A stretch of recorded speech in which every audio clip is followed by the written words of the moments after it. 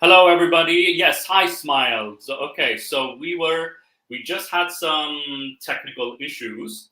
I don't know what exactly happened, but it might be a StreamYard issue. So we were just watching this video. So just to recap, what we're gonna do is Zane and Thinking Clearly and myself, we're gonna examine an interview that Nick and myself did of Dr. Abdul Patel, who was part of the Canadian Council of Imams. What we're going to do is we asked him the questions, we're going to analyze his responses. Sure, we were at the point where he's just discussing his background. Let me just share the screen. And if you guys, what do you call it? If you guys have any issues, is the stream 5 minutes this time? No. Share screen. All right, let me just try this. Yeah, Moose, yes. Would it be a good idea to skip the credentials of the Imam? Because I seem to remember it went on for quite some time. Those very impressive credentials. Yeah, I mean, he seemed to be attached to every organization in Canada, I think, by the end of it. So maybe if we could just skip to the first question that you put to him and take it from All there. right, yeah. And is that fair? I mean, Mom might be offended. No, he'll get over it. Yeah, and also Pio is without the beer, but he has his wine. So all right. Yeah, here we go, Pio. Yeah, even without beer, no worries. That will be fine. Yeah, he'll be fine. All right. So what part were we at? So let me play this. So I have kind of a broad range of experience in both mainstream community and in the Muslim community, as well as a recipient of Governor General. What is the brief history of the organization? So, Dr. Patel, can you give us a brief history? You stated the Canadian Council of Imams.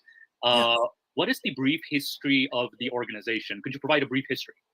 Well, the brief history is that we can look at the website, Canadian Council of Imams.com, but I don't know if it still has it. It's to bring imams and provide a platform for imams who serve in the community to come and discuss the issues facing them and find solutions, basically, and to represent Islam when required. Especially after 9/11, my major work has been more building bridges with other faith communities. So interfaith work has been.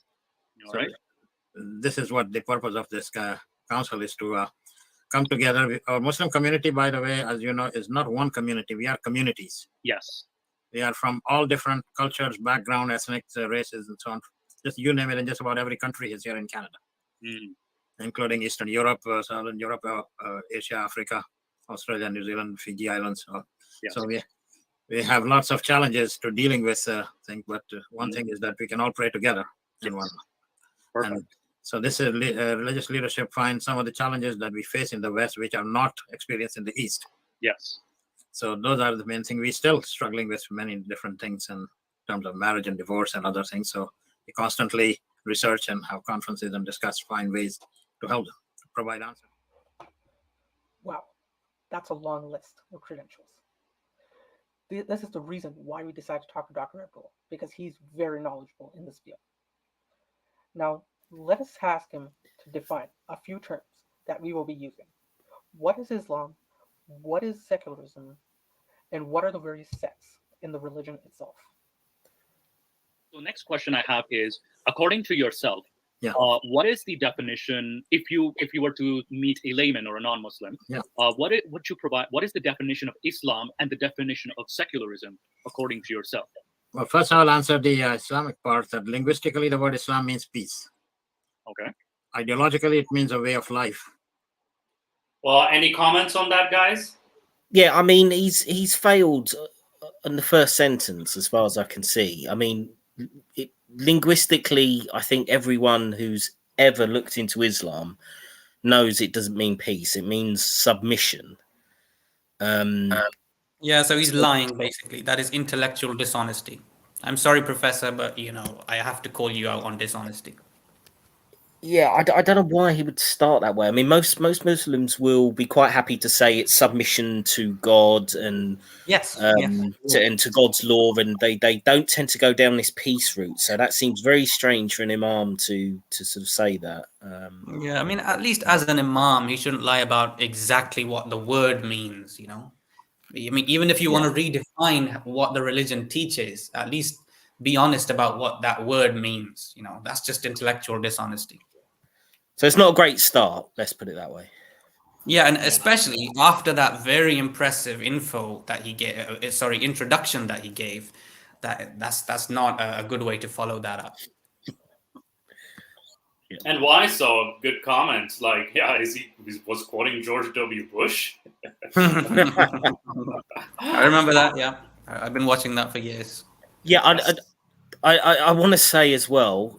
Am I the only one who's thinking he's looking off and reading this off a screen? Because he looks like he's doing that. He's looking off to one side as if he's getting some quotations from a website or something. You'd think he'd know his own.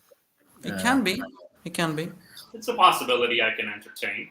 But that's fine. I mean, that's not really. I don't see that as a problem. I mean, if you're being honest, I don't think that reading off a screen is really an issue. Yeah, but if you need to read off a screen to be able to define what your own religion is, that's a warning sign for me. But maybe I'm nitpicking. Anyway, carry on. Yeah, go on. All right, let's just play the video. And religiously, it means submission to God. Finally. Oh, we got there. We got there. Referred as Allah, which is a unique word. And this has neither singular nor plural, nor masculine or feminine. There is no plural word for it. So it's a unique word in Arabic that is the creator God. Okay. Yeah. And the secularism? As a religion, it's a way of life for its followers according to teachings of Quran and Sunnah. Sunnah is the collection of sayings of Prophet Muhammad, peace be upon him, is known as hadith. Mm-hmm. Now, the secularism is before I answer this question, we need to define what is secularism to you or to others. There are several man-made definitions of secularism. Webster Dictionary defines it as an indifference to or rejection or exclusion of religion and religious considerations. I can think of three other definitions. Atheism as defined by Karl Marx. Emil Durkheim and Max Weber's definition is world moving away from God through functional differentiation, scientific knowledge, and demystification. The third one is separation of church and state or religion from government, not atheism, or elimination of religion from the public discourse. In the 20th century, it has been left to the governments to choose the one that can keep them in power. But like Indian secularism allows freedom of religion. Yeah, let me just pause this. I thought the second definition was fine. It was textbook in terms of separation of church and state, which is fine. Yeah. He seems to have thrown in atheism, some definition of atheism from Karl Marx or something. That first bit, I have no idea what he was talking about. Yeah, and he also said secularism means moving away from God. Yeah. What the hell does that even mean? And he said there's several man-made definitions of God. Does that mean that there's a divine? Man-made definitions of secularism. Does that mean that there is a divine definition of secularism? Because I would have thought all secularism would be exactly man-made. because secularism is bloody man-made, right? So I mean, obviously the definition is going to be man-made. Yeah, so his turn of phrase is a bit confusing there. And even the faith itself, Islam, one can even push back and say, isn't Islam also a man-made religion? So, well, obviously that's not their claim. Yeah, that's not their claim. But when it comes to secularism, why is he saying that this is a man-made definition? Secularism is a man-made thing, man. And another thing that I have to point out, he said that I have been working on building bridges and interfaith unity. I find that very interesting. I mean, what kind of bridges were you building? I mean, if you are a renowned scholar, you know that you're not supposed to build bridges with non-believers. But, that's something that we can get into as we go on. For now, I will give this man a chance to, say what he has to say. Yeah, and he redeemed himself with the submission definition. Like, finally, he put in submission into the definition of Islam, that is. No, but listen, he did redeem himself eventually, but first he said it was peace. Yeah. Yeah. He said linguistically as well. So he's talking literally the definition of the meaning of the words. He used peace first, which was but let's not dwell on it. Yeah.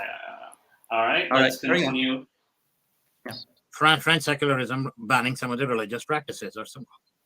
No. That's never been the definition of secularism. I mean, that's not to say that there have been secular states that have oppressed religion. I mean, you can look at the Soviet Union and I think Albania as well there. So, and you could argue parts of French history as well. There's been oppression of religious freedoms, but that's never been the definition of secularism. So I would question that.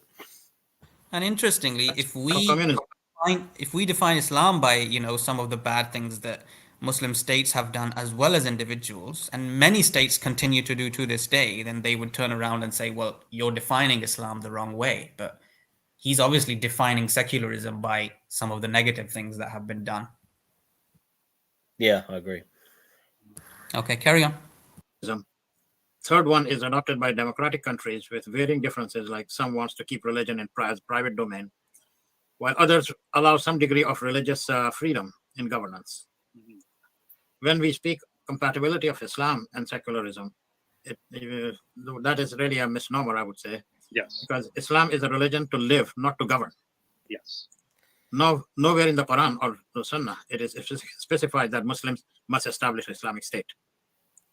Rather, it teaches to respect human dignity, human rights, justice, including social justice, and worship based on divine principles, vis-a-vis God's omnipresence. So he mentions the Islamic that we don't have to establish, as if we assuming we're Muslims, we don't have to establish an Islamic state. Yeah. So that's a very interesting claim he makes. What do you guys have? What is your take on that?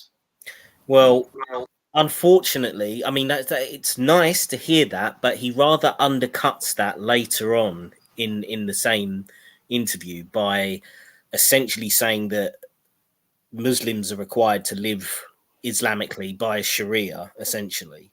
And I can't see how you're going to live, how you're not going to end up with an Islamic state if Muslims are required to live essentially by Sharia. Yeah. So basically, he's trying to sugarcoat things, by being nice, just like he did before with the peace thing. He brought up peace first and then brought up the submission. So we're noticing a pattern here. He's sugarcoating things. Well, it's a bit of a semantic game as well. He says, oh, well, it's not a religion to govern by, it's a religion to live by. But surely governing is part of living. It's part of your society. Is going to involve some merit.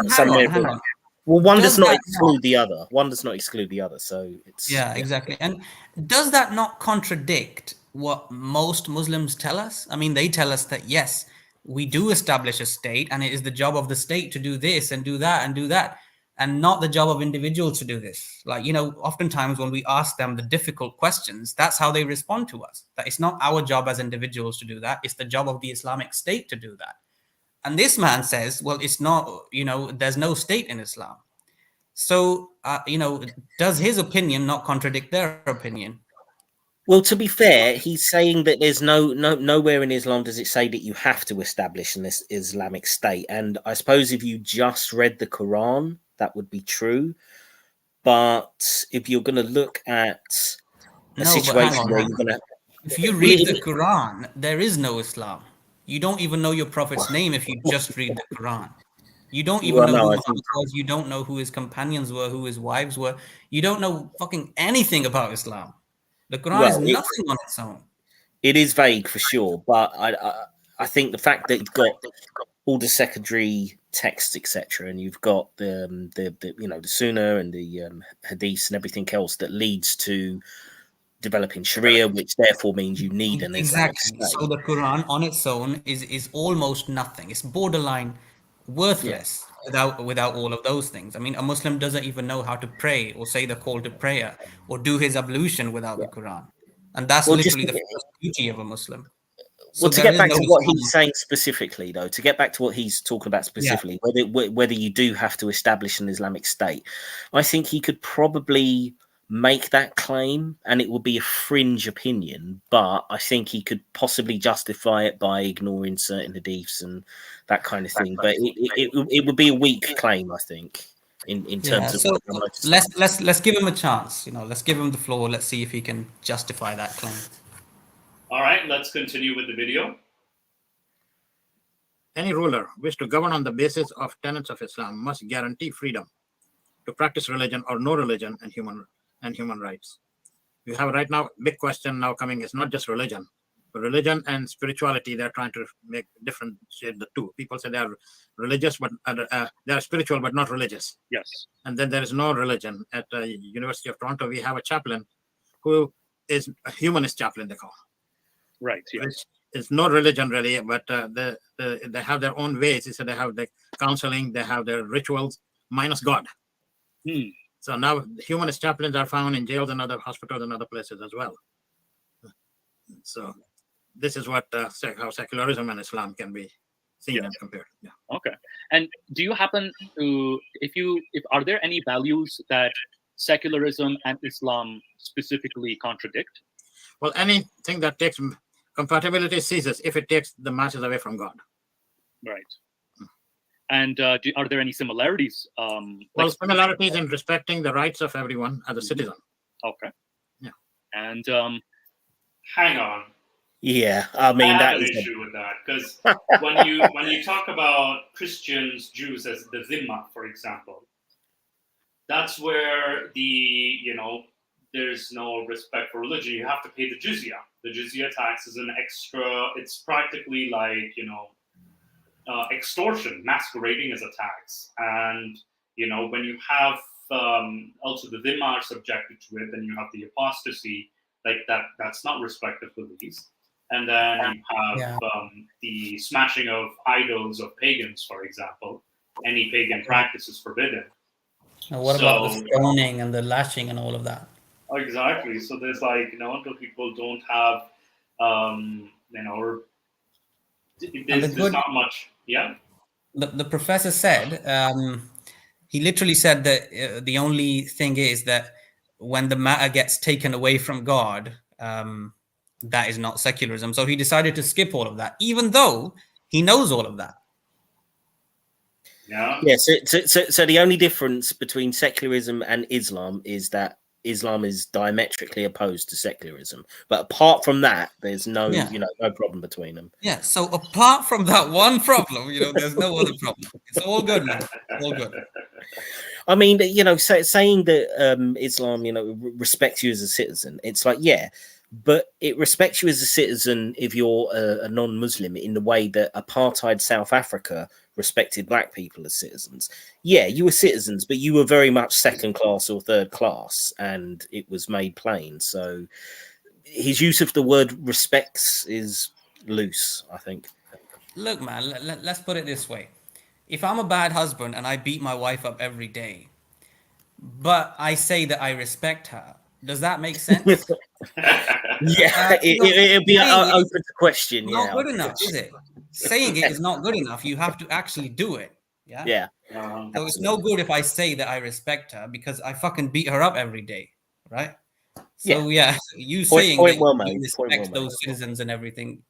I'm sorry, but that doesn't work. Yeah, no, absolutely great example. Now let's continue with this. So my next. You stated that the Islamic ideology and Muslims in general are a diverse community. You stated that. Yeah. Now, may I ask what sect or school of thought within Islam do you or your circle particularly practice? Well, I'm a Sunni Muslim. Mm-hmm. And Sunnis are the majority in the world. Almost 90% of the world are Sunnis. Yes. Sunnis allow choice. There are choice of schools of thought that suits the best practice for them. Okay. And any particular amongst the practices, what do you call it? You have Hanbali, Hanafi, Shafi, Maliki. Which one is tends to be the most preferred school of thought amongst? Well, it's not a preferred, but the most because how these schools of thought or Islam spread in different parts of the world, as Muslims spread across the world, whatever school of thought they were following, that happened. Like for India and Pakistan and Indo-Pak subcontinent, the Hanafis school of thought is dominant one. Yes. In Indonesia and South Asia, Malaysia, and even in South India, South Indian states, the Shafi'i schools of thought. In East Africa, the Shafi'i schools of thought as well. Okay. Whereas Turkey and wherever Turkish Empire went, right from Istanbul all the way to China, all those parts of China that are Muslim, they're all Hanafi schools of thought. And the Balkans as well, Balkan states, formerly Balkans, the Bosnia, Serbia, and Croatia, all those are all Hanafi. Yeah. And in Canada specifically. So Luz, can I just point out that whether it went all the way to China or all the way through the Balkans or all the way to Spain, they were all defensive wars. Just to make that clear. I don't think they were defensive. The thing is with he fails. Yeah, to no mention, shit. No shit. Yeah. Yeah. And he fails to mention. I feel like it's a bit of a nitpick. He forgot to mention Maliki school of thought, which is North Africa. So he forgot to mention those guys. And I kind of had to push him on that, which specific school of thought. So my next question I'm going to ask is, which is the preferred one in Canada? Like, which is the majority? Do you find, are there any particular, which school of thought is the majority in Canada specifically? Well, that based on the more or less nationality and ethnic composition. Like the Indian Pakistani from Indo-Pak subcontinent, yes, seem to be the majority across the country. Yes. So most of them are Hanafi, although there are mixture as well, Shafi'i, and there are then a place like Quebec, for example, where there are a lot of French-speaking Muslims come from North Africa, and they are Maliki school of thought. Okay, perfect. Okay. So it all depends on which city or which province you are living in, but half of Canada's Muslims live in the GTA. Yes. Yeah, from Hamilton to Oshawa, about 500,000. Yeah. It's a lot of.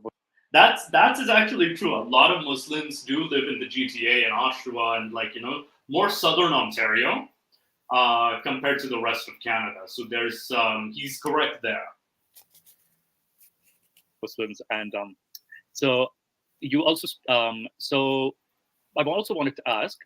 You mentioned the Sunni school of thought, the Shia, as well as the different schools of thought within Islam. Why are there so many different sects and ideologies within Islam? Oh yeah, there were no sects in time of Prophet Muhammad. I knew he was going to say that. That's the first. Yeah, you were saying. I said I knew he was going to say that. There were no sects at the time of the lovely Prophet Muhammad and the first caliph. Those times were perfect, and that is absolutely not true. But that's not the topic. Okay, continue. Yeah. Judaism came over political differences as to who should have succeeded the Prophet. Yes. And that difference more or less became more pronounced in the reign of the third caliph, Uthman. Okay. And further splits came about over practices of worship and culture, and at time societal warfare. Yes. So people nowadays still invent their own schools, I would say. Okay. That's like new religions are born. Like a few years ago, I was in a World Parliament of Religion conference in Salt Lake City.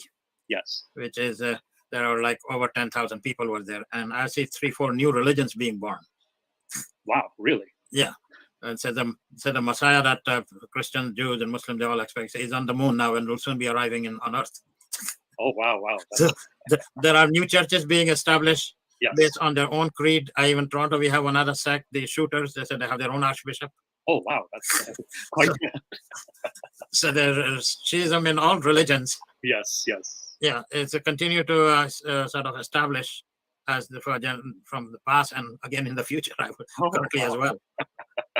This is very interesting. Because there are a number of things that people, sometimes some of the, in this case of Muslims, where culture and religion mixed together sometimes doesn't appeal to people, especially to young generation grown up in the West and for Muslim community. I speak specifically of Muslims and also for Hindus and others as well. They can't reason some of the cultural practices as they have disguised themselves as religious practices. Ah, okay. And customs.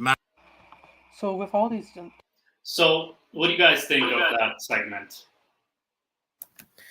I really hate this bullshit claim when they say, oh, it's not a religion, it's cultural practices. That gets bandied around so much. And I if they're going to make that claim, then be specific about it. Because you get that kind of claim about FGM, for example. Nothing to do with Islam.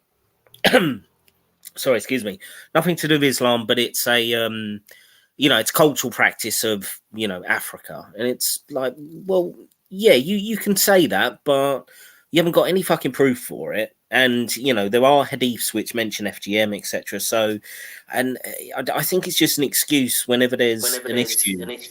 Even if whenever there's an it's uncomfortable just issue, a cultural practice, even if it's just a cultural practice, why is not Islam strong enough, and why doesn't it absolutely make them stop what they're doing? I mean, if Islam was effective, in why it was revealed, which was to guide humanity, right? So, I mean, is it not working or what? I mean, why are people still doing it in spite of having this perfect code of life?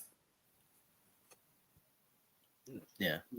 And was just a side note, there was a brief echo issue.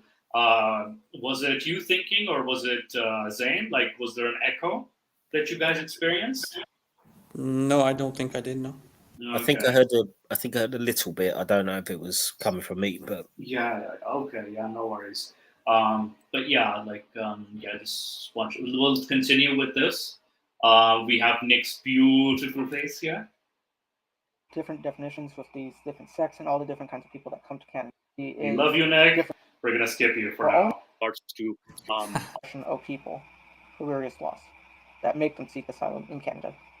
So this ends the first section in regards to diversity of the community, as well as the next section we have is in regards to Islamic ideology itself.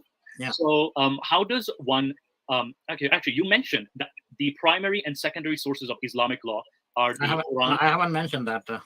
No, the Quran and Sunnah. The Quran and Sunnah, but the secondary. See, there are 4 sources of Islam. Okay, 4 sources of Islamic law. What are the Islamic law and Islamic law? No, and that is the primary sources is Quran and the Hadith, the Sunnah. Mm-hmm. The secondary sources is ijma, consensus of scholars, and qiyas, analogy. Now, the last 2, the secondary sources are used when answers are not found or explicit in the primary sources. Okay. So this is where people make a sort of independent judgment that is also in compliance with Quran and Sunnah in some respect. So the most obvious question, or kind of a hated question in the media, is the Sharia. Yes. So what is a Sharia? Sharia is a code of laws that Muslims practice in their daily life. It's not just a penal code. Muslim life is governed by Sharia. Right. It covers all aspects of life, such as ritual worship, interpersonal relationship, work and behavioral ethics, commerce, judicial system, and burial. Literally a road that leads to a definite place. Can we pause there? Muslims have to live that life. Absolutely, yes. Right, so he's just listed literally every aspect of life, and yet he's saying, Muslims have to live by this, but not an Islamic state. There's nothing that says you have to live in an Islamic state, except for it governs every aspect of your life. So, I mean, how is that not just a blatant contradiction? So, I mean, does it not govern, how you're supposed to govern, like?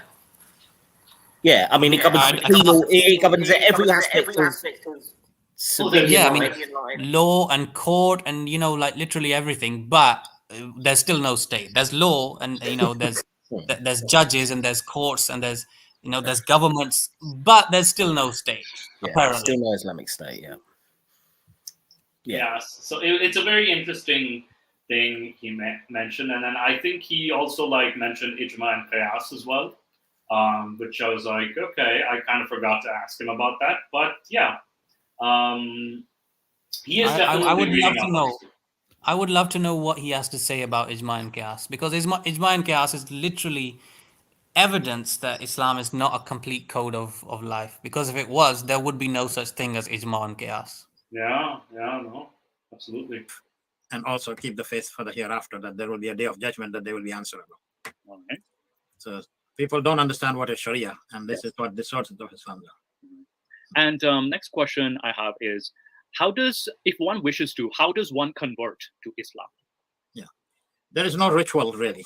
Mm-hmm. Baptism like in Christianity. Yes. That you must immerse in water or so. Embracing Islam faith requires just belief in one God and accepting the messengership of Prophet Muhammad, peace be upon him. And this is done by declaring the creed, La ilaha illallah Muhammadur Rasulullah in Arabic. Yes. and English is, there is no one worthy of worship other than Allah, and Muhammad is the messenger. So you have to believe and accept that. Okay. That is how one becomes Muslim. And one does not need someone else to officiate for a ceremony. Okay. You can do it individually, because this is between you and God, the relationship. There is no intervening or intercession. Okay. Yeah. And if one wants to convert, for example, Yeah. What information would you provide them prior to the decision they make to convert? But first, to present this creed of Islam, that you accept Islam. Then the second thing is about learning the ritual worship. That is the salat 5 times a day, Yes. fasting, the zakat, the charity, 2.5% of your annual savings. Yes. If 1 year has passes by, or on agricultural produce, if you are a farmer, a livestock, and so on, all those are zakatable as well.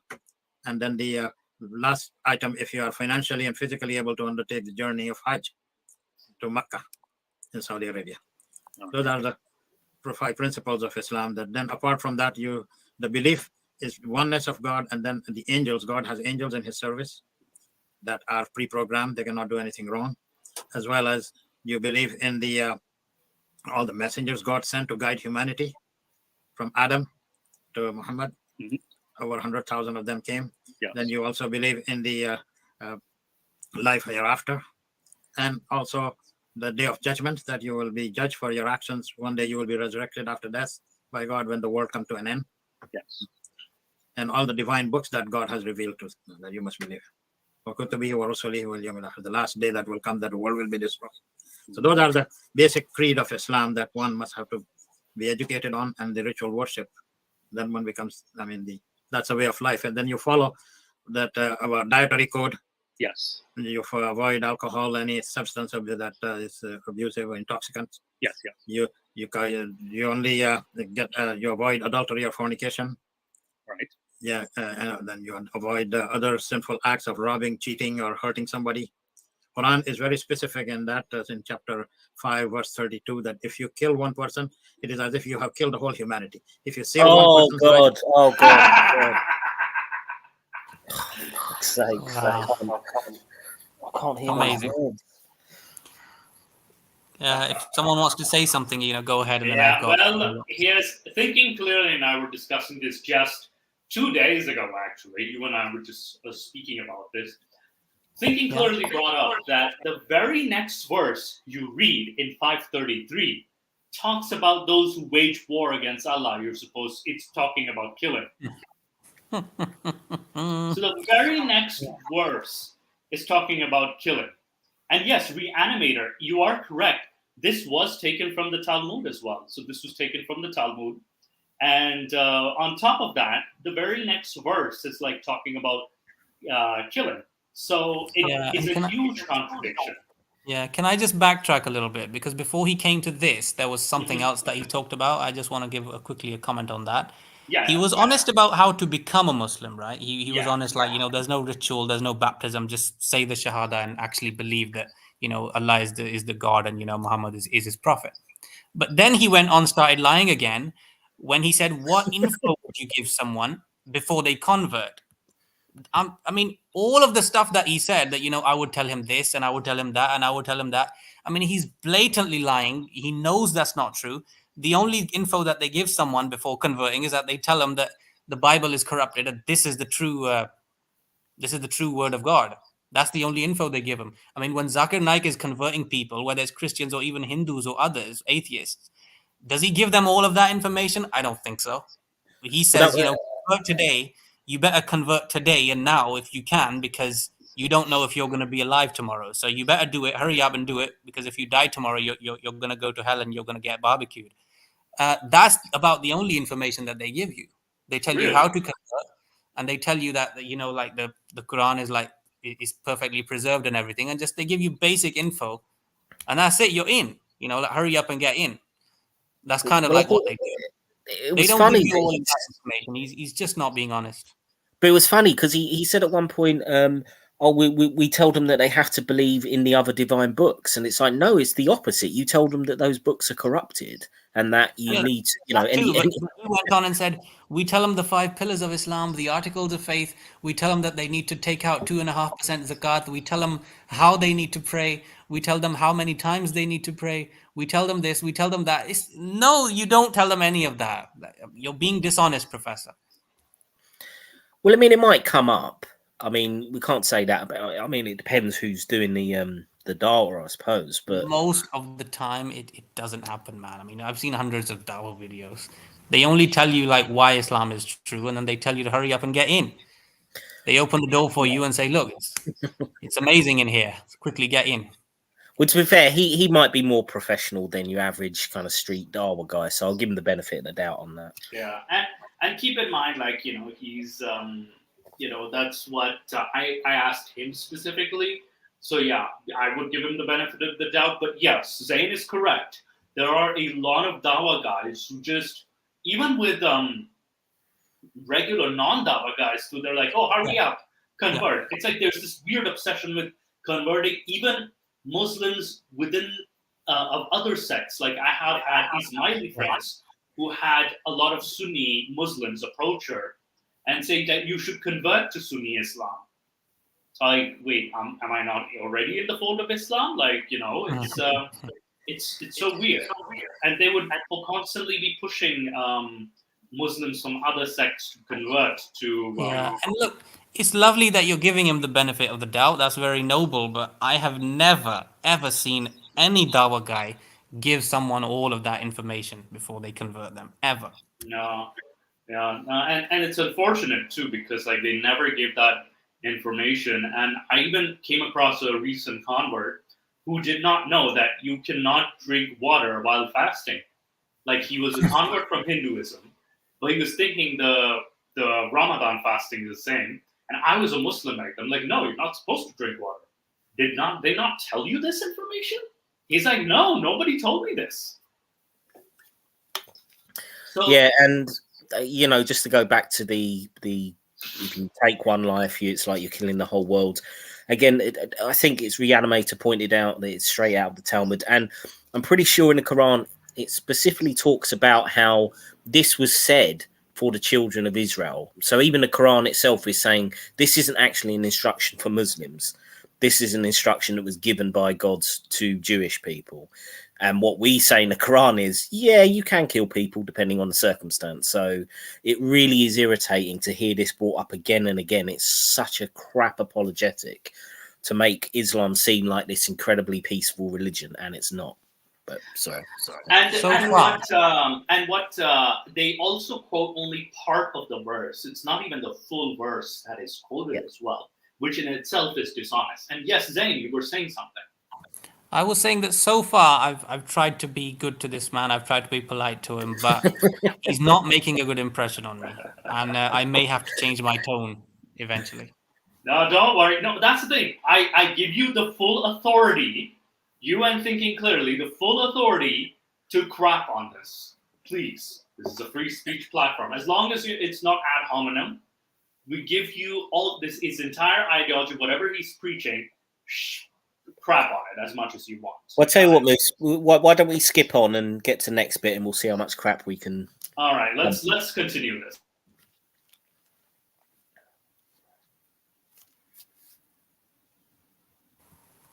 You there? It is as if you have saved whole humanity. Indeed, yes. And the next question I have is, when someone, to potential converts, would you be willing to share the dark side of Islam, as brought up by critics of Islam? Mm-hmm. Well, the dark side, like every religion goes through a period of a struggle, from both outside and from within to this day. All the prophets have suffered in their lives. And in the modern time right now, some of the Muslims have taken things upon their hand to commit acts of what is terrorism. Yes. And that has really, embarrassed and damaged Islam as a religion, which means peace. So innocent killing or any suicide bombing. Suicide is forbidden. Nice. Very nice. That's good to know. I mean, Moose, can I ask you, right? When you asked him the question about what about the dark side of the religion? What was your actual intent when you asked that question? I was asking about the dark side being the barbaric punishments, the offensive jihad, the infighting, as well as like chopping off the hands, the also as well as like the treatment of women, pedophilia, all that stuff. I was actually expecting a lot more from that, especially the common things, especially Aisha. I was expecting to be brought up as well. Or Muhammad's actions as well with offensive jihad. So I was actually expecting a lot more. I was actually expecting a lot more. Yeah, because this is possibly the most frustrating part of this interview, because he's completely missed what that intent was, and I think it's obvious that that was what you were going for. What about the negative sides? Even if he was going to mount a defense of it, I think it was obvious what you were getting at, and he's completely, whether it's by design or by accident, he's completely misconstrued the question. And he starts, and obviously we can play on, he just goes on a Muslims are victims trip for about 5 minutes, just going on about how Muslims suffered throughout history, and this is a dark side, but we've come through to the light. And I find it nauseating. It's so hard to listen to. He said that Muslims have been victims, and that is the dark side. This is pretty much what he goes on to say. I mean, obviously Moose can play it, but it's really hard to listen to. It's kind of like, this was not what the fucking question was supposed to be. I think I get it. I think he brought up the victim card because that is probably the best way that they can justify why there are all of those dark teachings. That is literally how they do it. That's why they love to play the victim card. Yeah, but he doesn't even touch on any of these negative aspects. He just goes into, we're the historical victims, but look how tough we are to have got through it. Which I just find is horrible. I'm really noticing a pattern in this guy right from the beginning up until now. I'm noticing that he knows a lot of things, but he's just not letting it through. He's very calculated, this guy. Again, when I first listened to this, I gave him the benefit of the doubt to say that I think he just misconstrued the question. But what would he be thinking if Moose was going to ask him that? Like, why would he think that Moose would ask him, tell us about the dark times for Islam? Like, who the fuck cares? That's not a question that anybody would be interested in. So I find it harder now, I'm listening to it a second time, to give him that benefit of the doubt.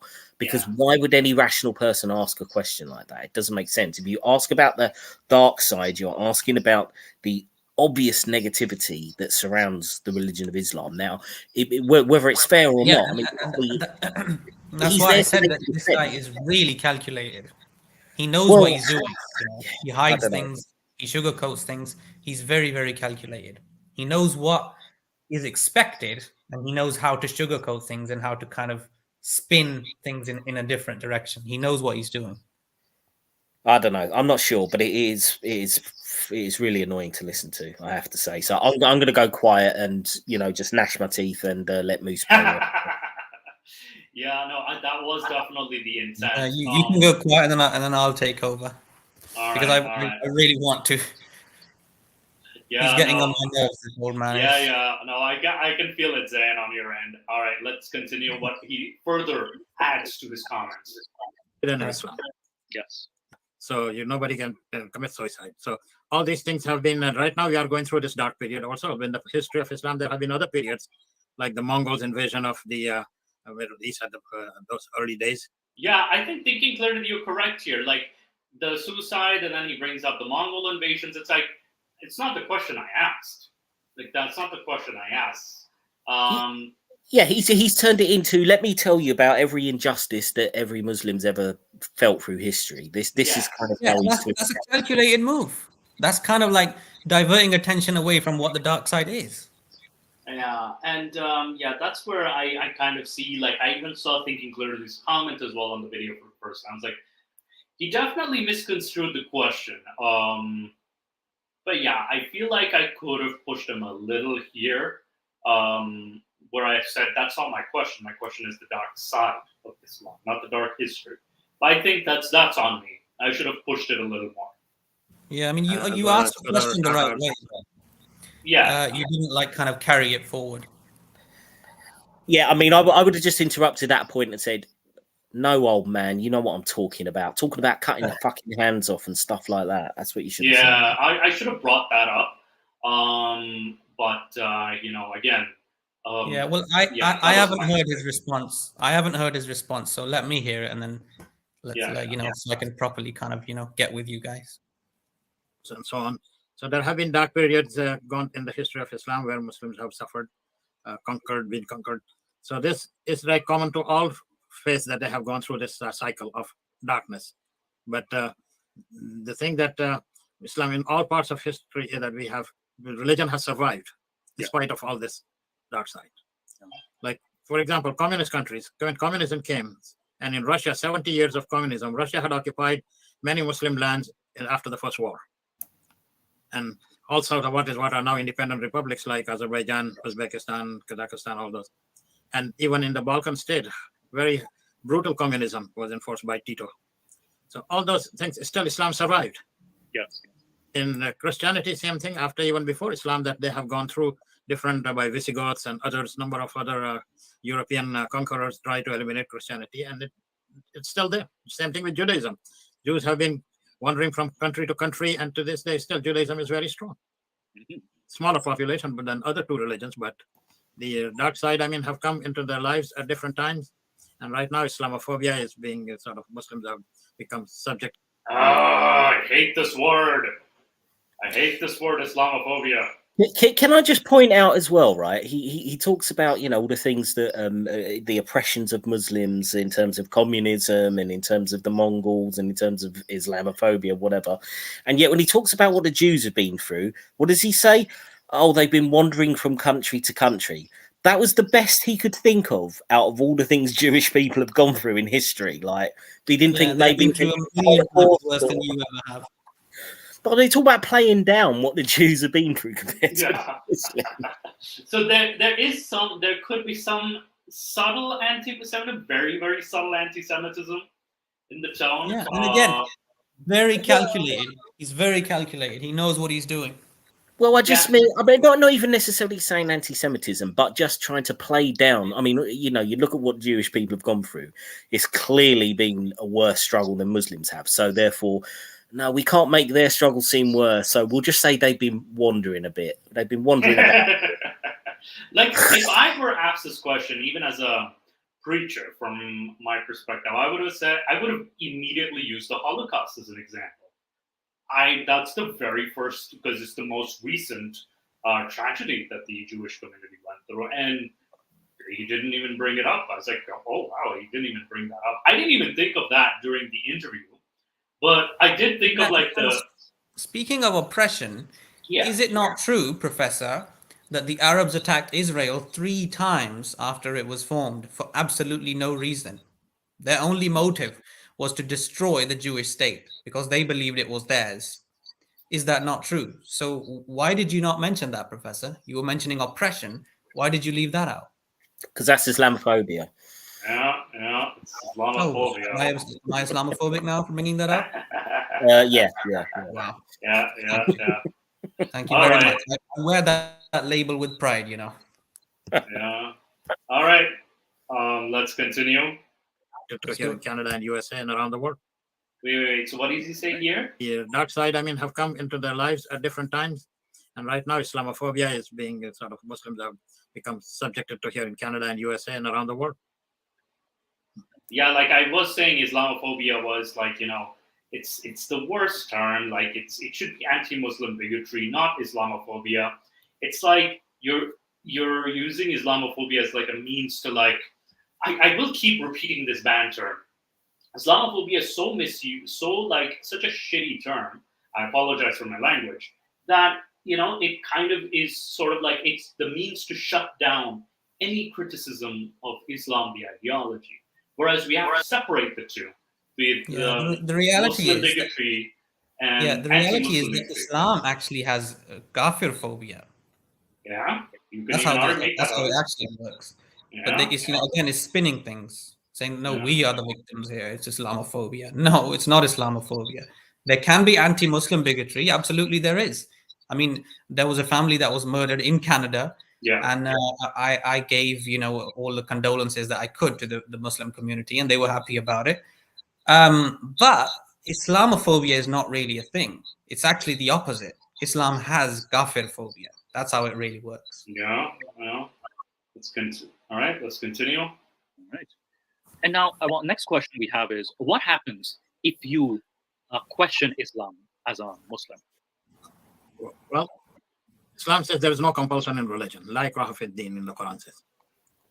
I mean, I feel like we should have a buzzer here for every time he hits a red flag of bullshit.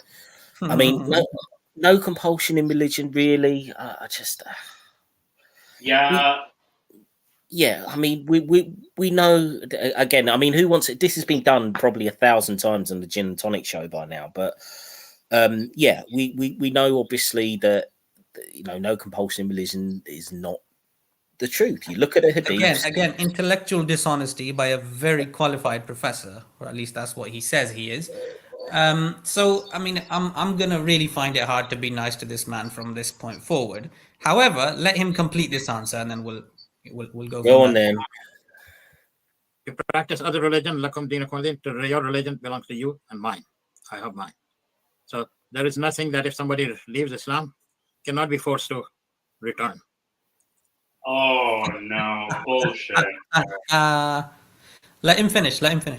Although some of these states may have their own other laws, not necessarily Islamic laws. So people are free to choose religion. Yes, people are free to interpret and express the way they feel like to suit their religion. They will be answerable to God, whatever they need, how they interpret. But there is no compulsion or any execution. Now, he has mentioned the various schools of jurisprudence. He's mentioned the the four main Sunni ones, and he knows, or he should do, that every single one of them has the death penalty for apostasy. There are various minor differences in terms of waiting periods to allow you to come back to Islam, but every single major school of jurisprudence has death for apostasy, and I can't believe an imam doesn't know that. He does know that. He's lying, man. Dishonest. No. Yeah, even if either or, it's kind of it's still like baffling to hear, because when he says there's no death penalty for leaving Islam, because he knew that was going to be brought up. And actually, all of that was dog shit. Everything he said. I mean, he brought up that point, leaving Islam, but all of the other points, like you have your religion, I have mine. There's no compulsion in religion. All of that was dog shit from start to end. He's a liar. I know you have your religion, I have mine. Is from Surah Al-Kafirun, I believe. I don't remember what the chapter name is, but that's the only chapter that talks about that. Whereas there's the no compulsion in religion it's not even quoted in complete either. You have to read the entire passage. And then there's contradictions. There are some verses that even override other verses, like chapter 9 to 5, like the sword verse, overrides many verses. It's what's that concept called? I forget. Abrogation. Abrogation. Abrogation. Yes. So that so many abrogations have happened. So certain verses have been abrogated because of the sword verse itself. And also, there's another thing as well, because again, I know this has been covered so many times, but we have to say again, the context of no compulsion in religion, as I understand it, is that it's not saying that you can't be forced to have a religion. It's saying that Islam is so obviously true that you don't need to be compelled, because it should just be obvious to you.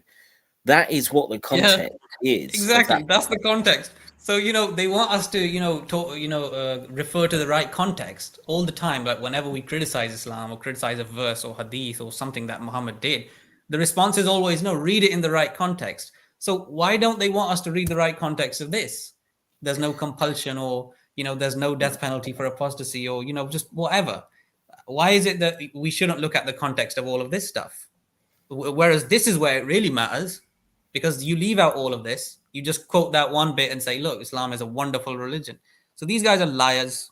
And I'm sorry, Professor, if you can hear me. I tried to be nice to you, but from here on, I don't think I will be, because you're being dishonest.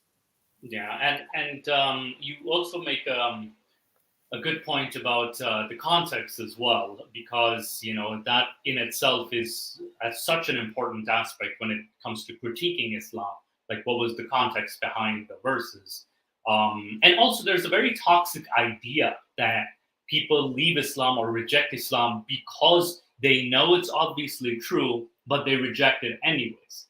And that is a myth even perpetrated by this ideology, by the Quranic verses as well. Like, but in reality, and this idea also exists in Christianity too, that you're rejecting Christ or you're rejecting Muhammad because you know it's obviously true, but you're just running away, or you're hypocrites. But in reality, that's not the case at all. Like, we have genuine concerns, and we actually have genuine criticism that's never answered or never addressed. Or we actually are good. We're decent human beings that we don't agree with the laws. We just don't agree with this. Yeah, it doesn't seem rational to us. It's not even about agreeing or disagreeing. It just doesn't seem rational to us. Well, absolutely. I mean, I'm happy to agree with it, but show me that it makes sense. Show me that it's rational. I will agree with it. Absolutely. Yeah, we just don't find the rationale behind it, or the rationale just doesn't add up.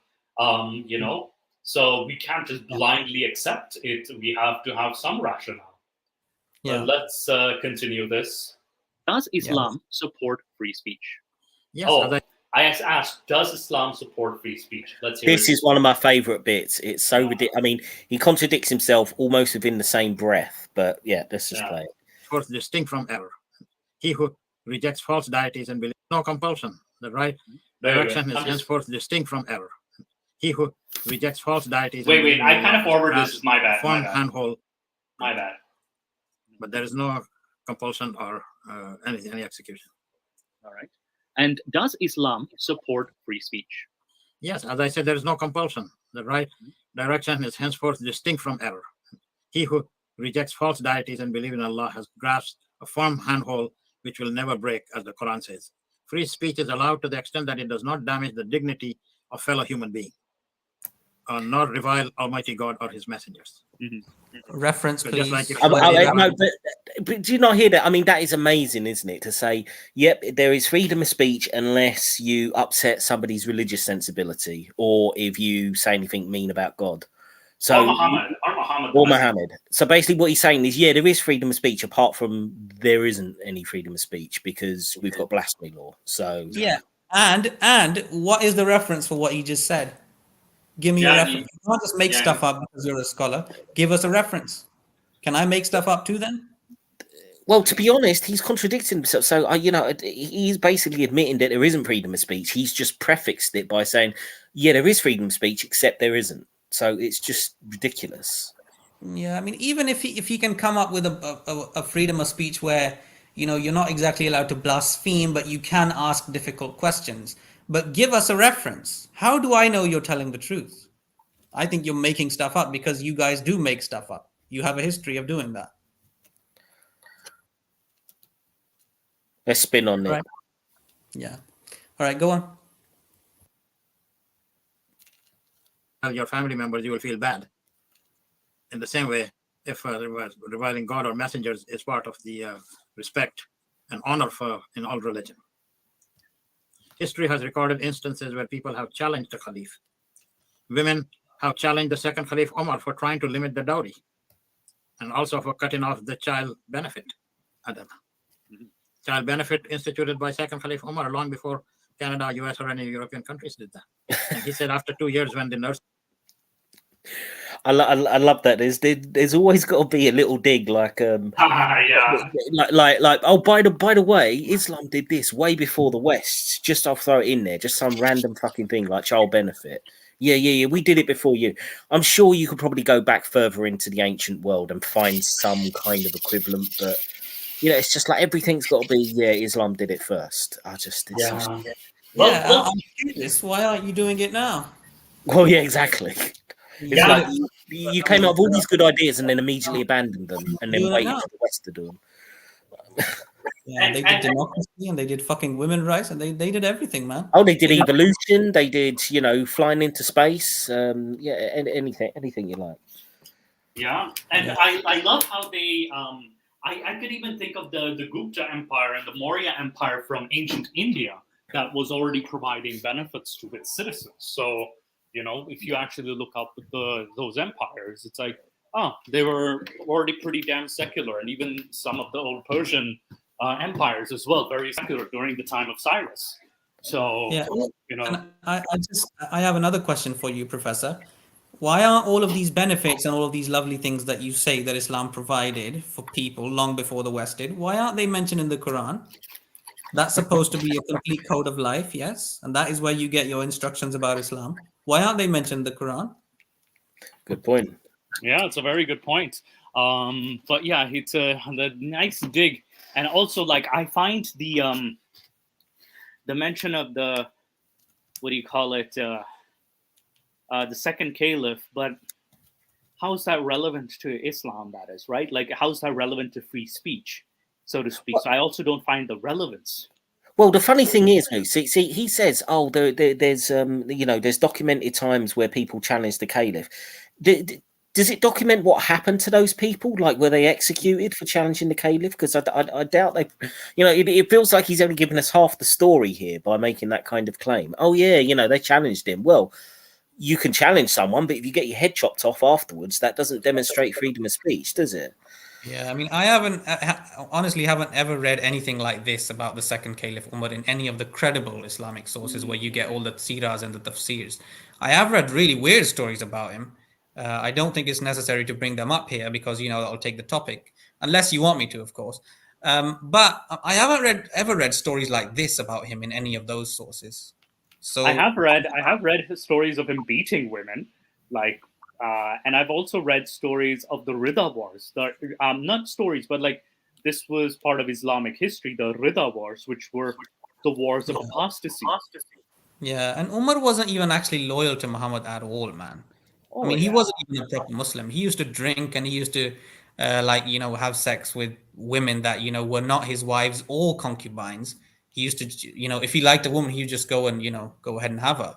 And then afterwards, he would apologize. Like, there is a proper documented story about him where he just went ahead and did it with a woman that he liked, who was not his own concubine, but someone else's concubine, which is obviously haram in Islam.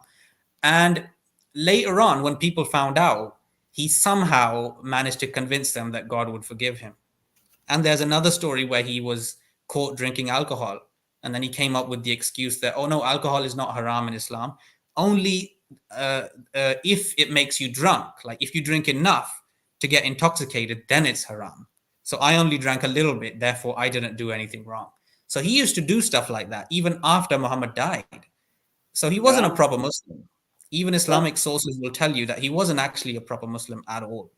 Yeah, he would even, he denied the black stone. Like he would not kiss, he would like, I'm only doing this because Muhammad did it. Then he used to claim that I enforced the hijab verse, which apparently because he was creeping up on Muhammad's wives, taking a dump in the fields. It's like, oh dear, I was going to say in the streets, but like same flow, but like someone taking a dump, and that's where the hijab or the jalabib or niqab comes from. It's such a weird story.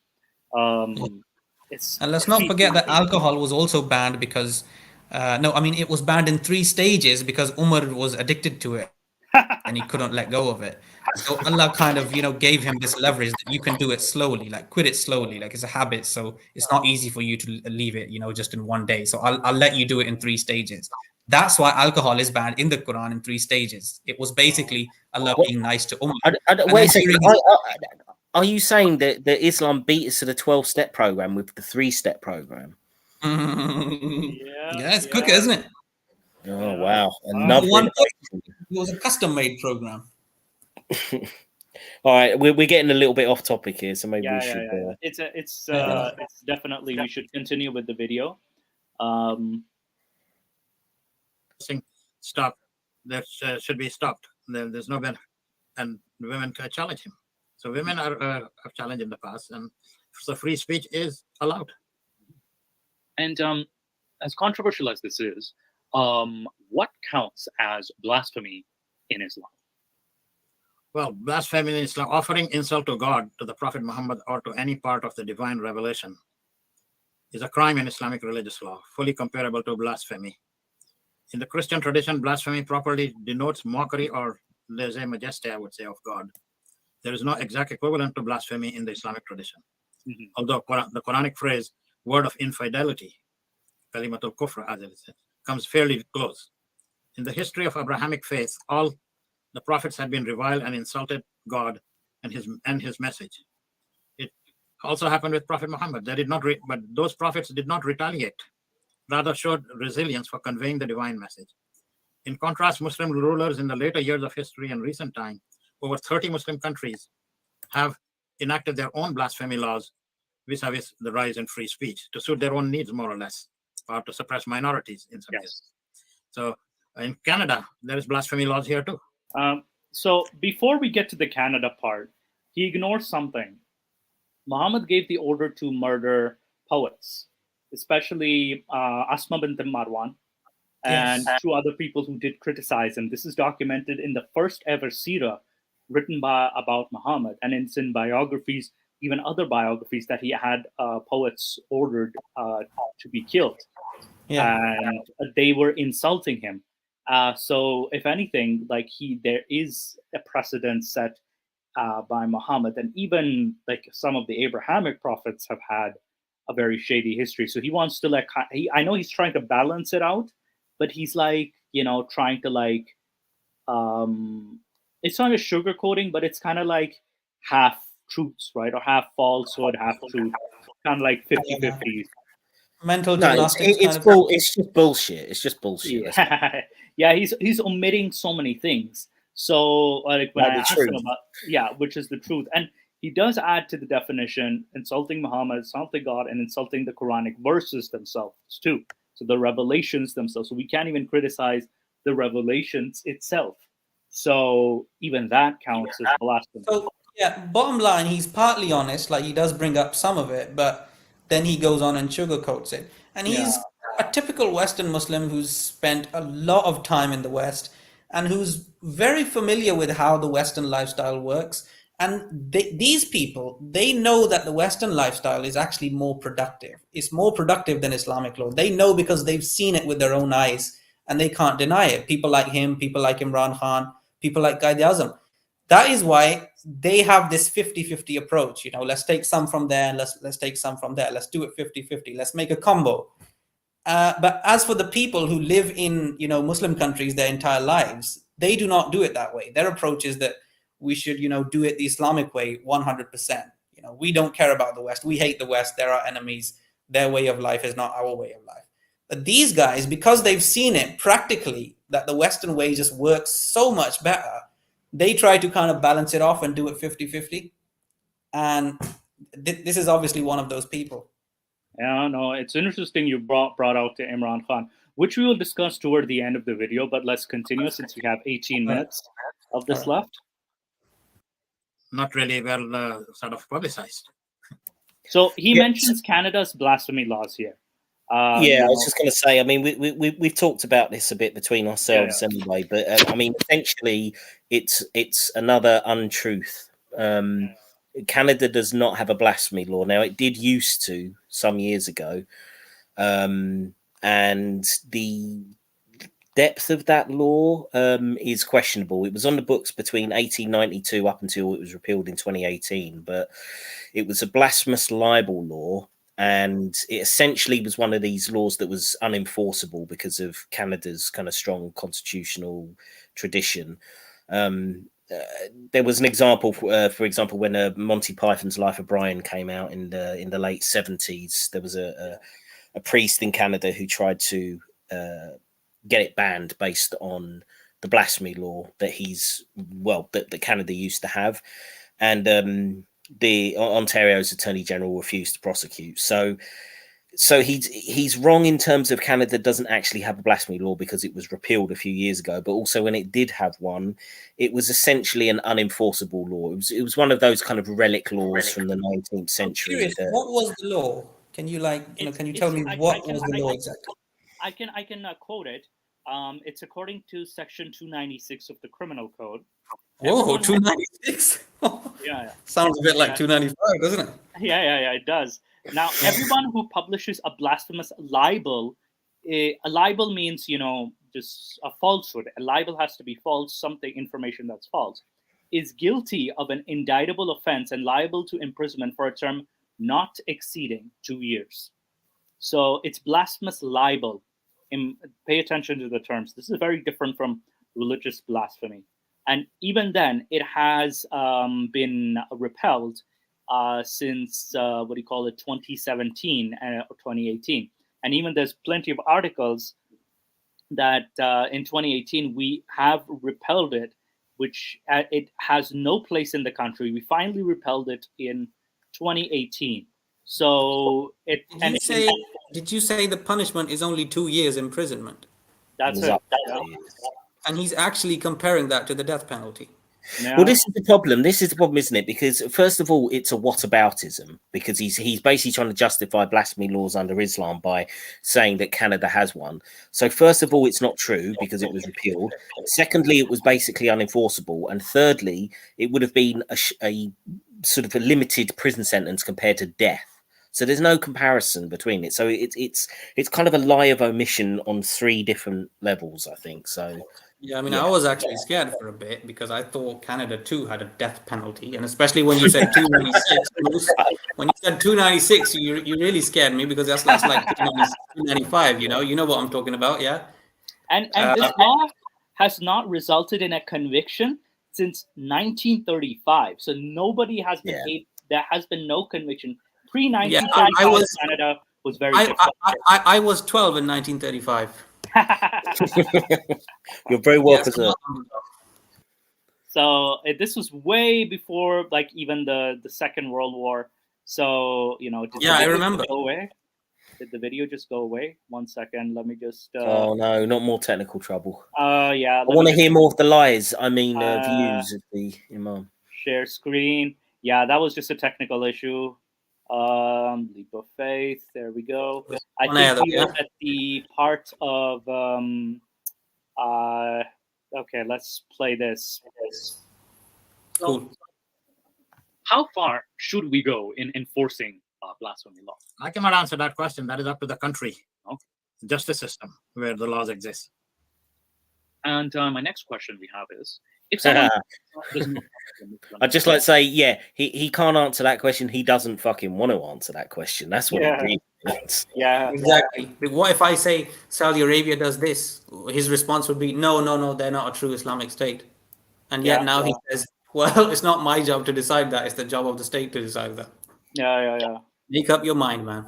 All right, let's. I asked the question about apostasy. What is the procedure? So there's no formal procedure. He question that is up to the country, justice system, where the laws exist. And my next question we have is, if someone does not want to be a Muslim anymore, what is the procedure? So there's no formal procedure. He or she can free to renounce Islam in his own heart, just to renounce his own faith or her faith. Yes. Yeah.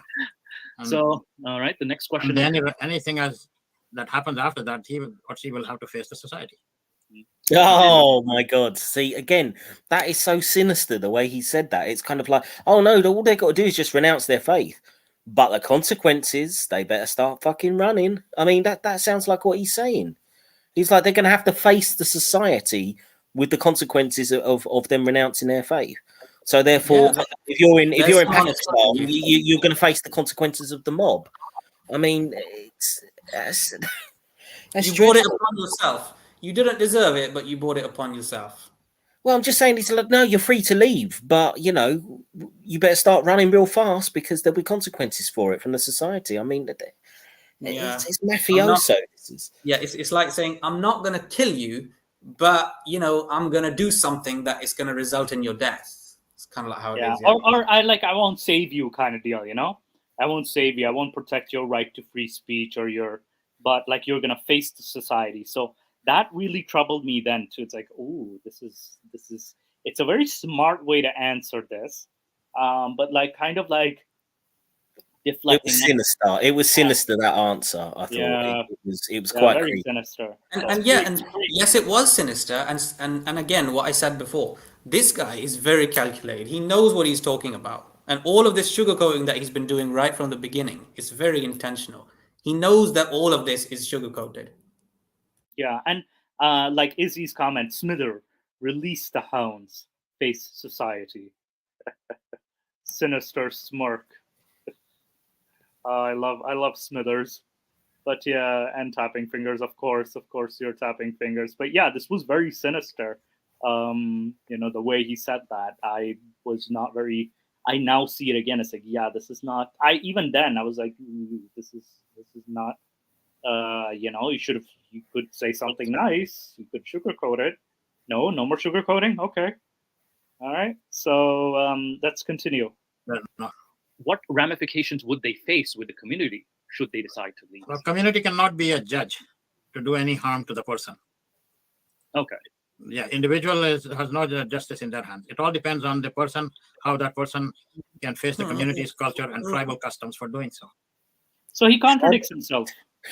Tribal customs you got to face now? I thought, it wasn't about culture, it was about religion. And now he's saying you have to face the tribal customs. So they'll put you in a cooking pot and you just have to accept it? I mean, what the hell is he talking about? Look, he's going around in a loop now, because he just said, well, individuals don't have the right to take the law in their own hand. A minute ago, he said that, sorry, I think it slipped my mind now. But look, all of this is a loop. Individuals don't have the right to enforce a law. But, all of the stuff that Saudi Arabia and Iran and Afghanistan and Somalia and all of those states are doing. So do they have a right to do it? I mean, who does have the right, man? I mean, will you tell us once? No, the one that has the right, it's the Islamic State, which apparently you don't have to live in. They're the ones who have the right.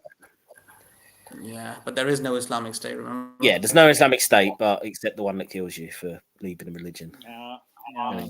Yeah, that's where I was also thinking, such bullshit. At that moment, I was thinking, such bullshit. So no, it's bullshit. It's not bullshit. Yeah. All right. Let's see what he says further. That's all well and good, but there are still many minority groups that seek asylum from their countries due to other factors. They claim that where they came from, they did not the equal rights that Canada provides them. For example, the jizya tax for Christians and Jews. Many people have to pay this protection tax just to live. Another example is the right for women to drive, which was only given recently in Saudi Arabia. Is this just authoritarian regimes with twisted ideologies? Or is this what the religion itself practices? What is the Islamic opinion of women? Yes, this is the most commonly talked about, because the rights of women in Islam are more than Christianity or Judaism. You could compare. Lies. Let's let him prove it. He's about to prove it. This guy's a clever man. Let's let him prove it. This is a fairly long answer I might give. Is that the status of women in Islam is very much misunderstood because of the dress code and the news of oppression in the Muslim countries and societies. One thing you must note, that there are no Muslim countries governed by Islamic law as such. Complete Islam. Come on. I mean, there's Iran, Saudi Arabia. There's even a province in Nigeria. There's a province in Indonesia, I believe. And, certain parts of Islamic code are in Pakistan, like in some parts. And, there are literally traces of Islamic law in all the Muslim states, all 57. Yeah. So there are traces of this. And Brunei as well. Brunei, when it was enforcing those Islamic laws. So it's like, what the heck is this guy about? Anyway, let's continue. Just take portions of it. Islam is the state religion in most of the Middle Eastern countries and North Africa and Malaysia and Indonesia. But they don't apply all the Islamic rules. They just apply part of it. For example, Saudi Arabia did not allow women to drive until just last year. Yes. There's nothing in Islam prohibiting women to drive. So these are all. Yeah, I wonder why. Has it got anything to do with that? You could only drive a fucking horse and cart at the time. I mean, there was no cars around, so of course there's not going to be anything in the Quran or in the Hadiths about driving. But is that really the key point? I mean, it's kind of a fringe issue when it comes to women's rights. even if Saudi Arabia was not implementing 100% of Sharia, like he says, it was implementing about 90% of it, right? So what, does the magic not work unless you do 100%? If they're doing 90%, that should count for something, man. But he has the nerve and not applying Sharia. It's not like if you applied that last 10%, it would make all the oppression in the other 90% suddenly disappear. It would just add another 10% on. It would just make it worse, surely. Yeah, now the magic only works when you do it 100. Like if you do 99, it's not going to work. You do 100, then, you know, abracadabra. That's when the magic is going to work. Yeah, like 90% is poison, but then if you 100%, you've got the antidote there, and then everything's perfect. Yeah, and 99.9% is poison too, I bet you. Yeah. Yeah. And the only one who can do it 100% correct is Muhammad. So yeah, good. All right, let's continue what he says. Different things that people see. The Afghanistan now, it says girls cannot go to school. The Taliban in earlier years that they ruled. There is in Prophet Muhammad said, not acquiring knowledge, and he said knowledge, not just Islamic. It's compulsory on men and women. He used both words, men and women. Yeah, citation. Where's the quote? Yeah, because like again, this is I found that this is let's see what he says. There's another hadith he quotes. Go as far as you can go to even China. China is the farthest country. Yeah, this is a bullshit hadith. It's not authentic. It is the most commonly quoted hadith. There is no authentic source for this. There is no chain of narration. It's practically fabricated mawdu.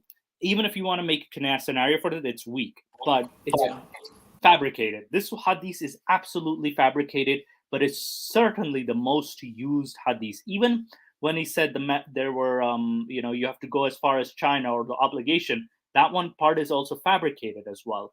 And as for the Afghanistan thing that he was saying that the Taliban government in Afghanistan is not allowing women to, girls to get their education. Well, hang on.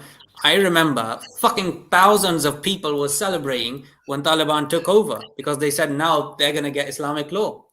I mean, I remember people were actually mocking me for, saying that Taliban is not Islamic.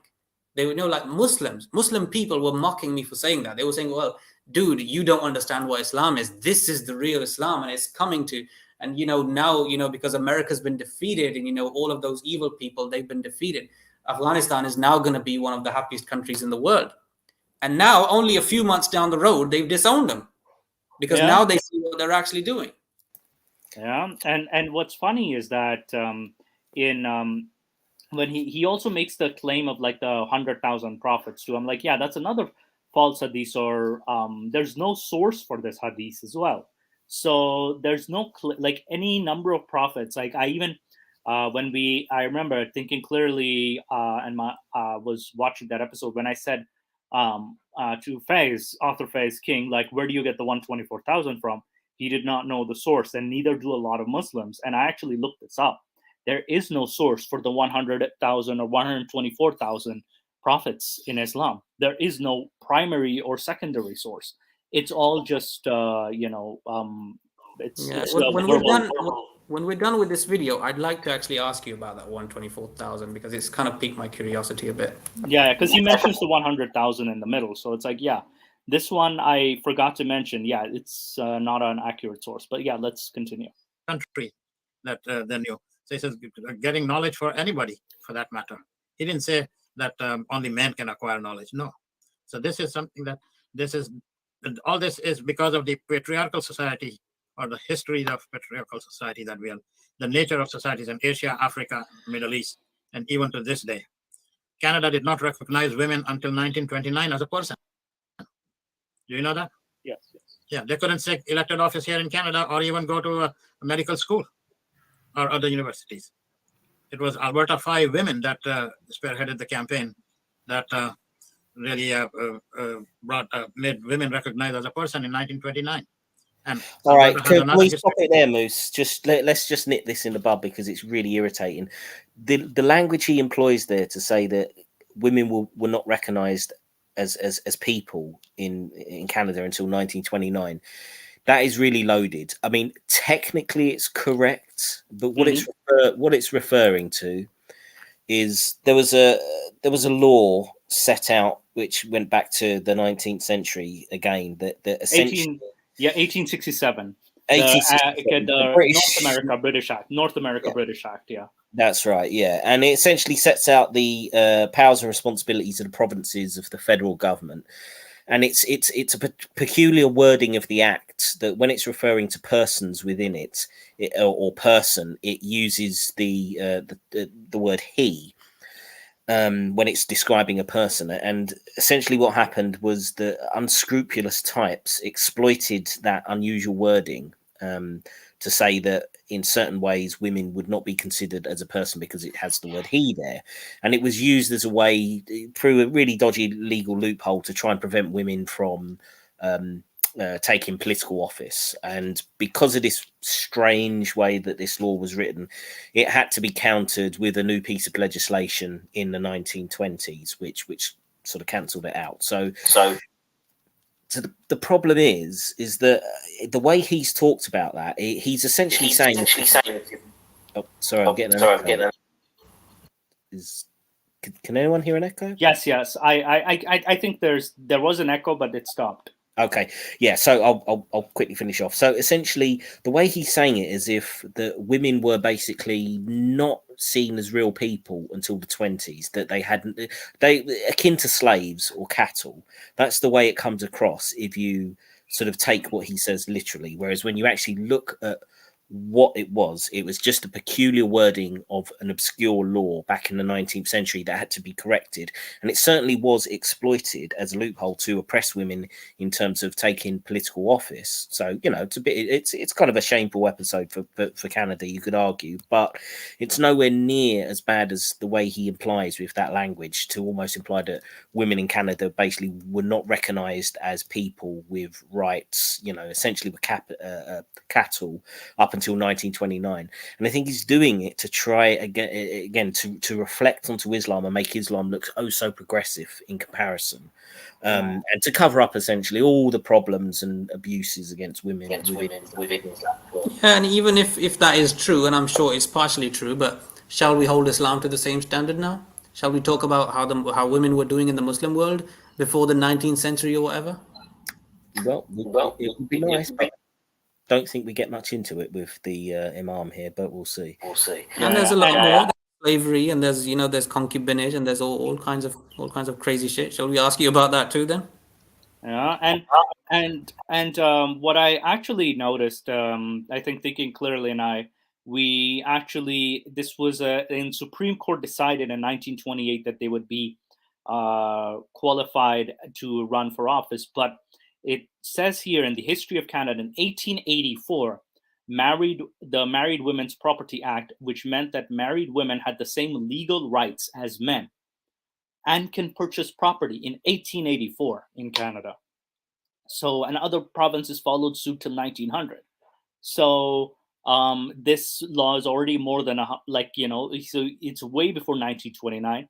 And then 1909, the kidnapping of non-heiresses, unless the woman was an heiress, there was the criminalizing of kidnapping. Then they were giving the right to vote in 1916 to 1960. First it started with Caucasian women, and then moved to Aboriginal women in 1960. So 1916 it started. So it's then British Columbia also passed maternity leave in 1921, and Canada's Olympic team included female athletes in 1928. So we already had taken plenty of steps prior to 1929. And 1929, they were able to hold office.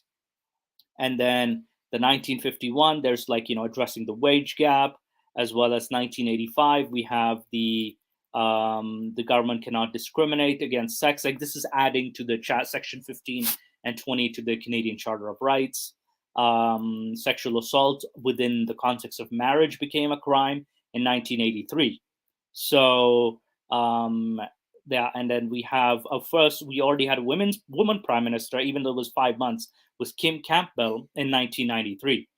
So we've already made quite at least in Canada has made quite the progress compared to Muslim societies. So It's bizarre. Like even with Muslim countries, we didn't have female athletes till what year?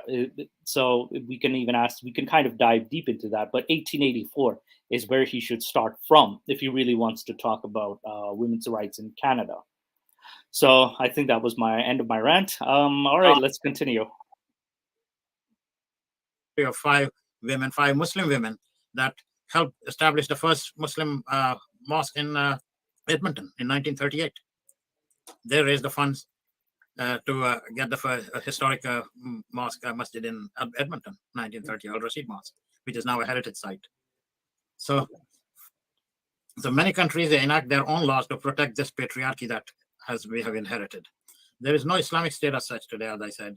While in the eyes of God, both genders are equal as human beings. So their worship is the same. Value of their worship and devotion is. But there are more women in hell. Lies. And if Muhammad would have commanded women to prostrate to their husbands, women are supposed to. There's a concept of marital rape in Islam still to this day. Yeah. Whereas it literally says in the Quran that a woman is worth half that of a man. It literally says those words, and men love to quote that to kind of keep women, suppressed. And you've also got the testimony is half, and all the intelligence is half, and all of that. So this guy is lying through his teeth. And I'm going to be honest, I'm getting a bit bored now with all of these lies. We're learning more from Moose than we're learning from this so-called professor. But I have to say as well, you can tell from the language that when he says, God sees men and women as equal, and then 2 seconds later he has to qualify it as human beings.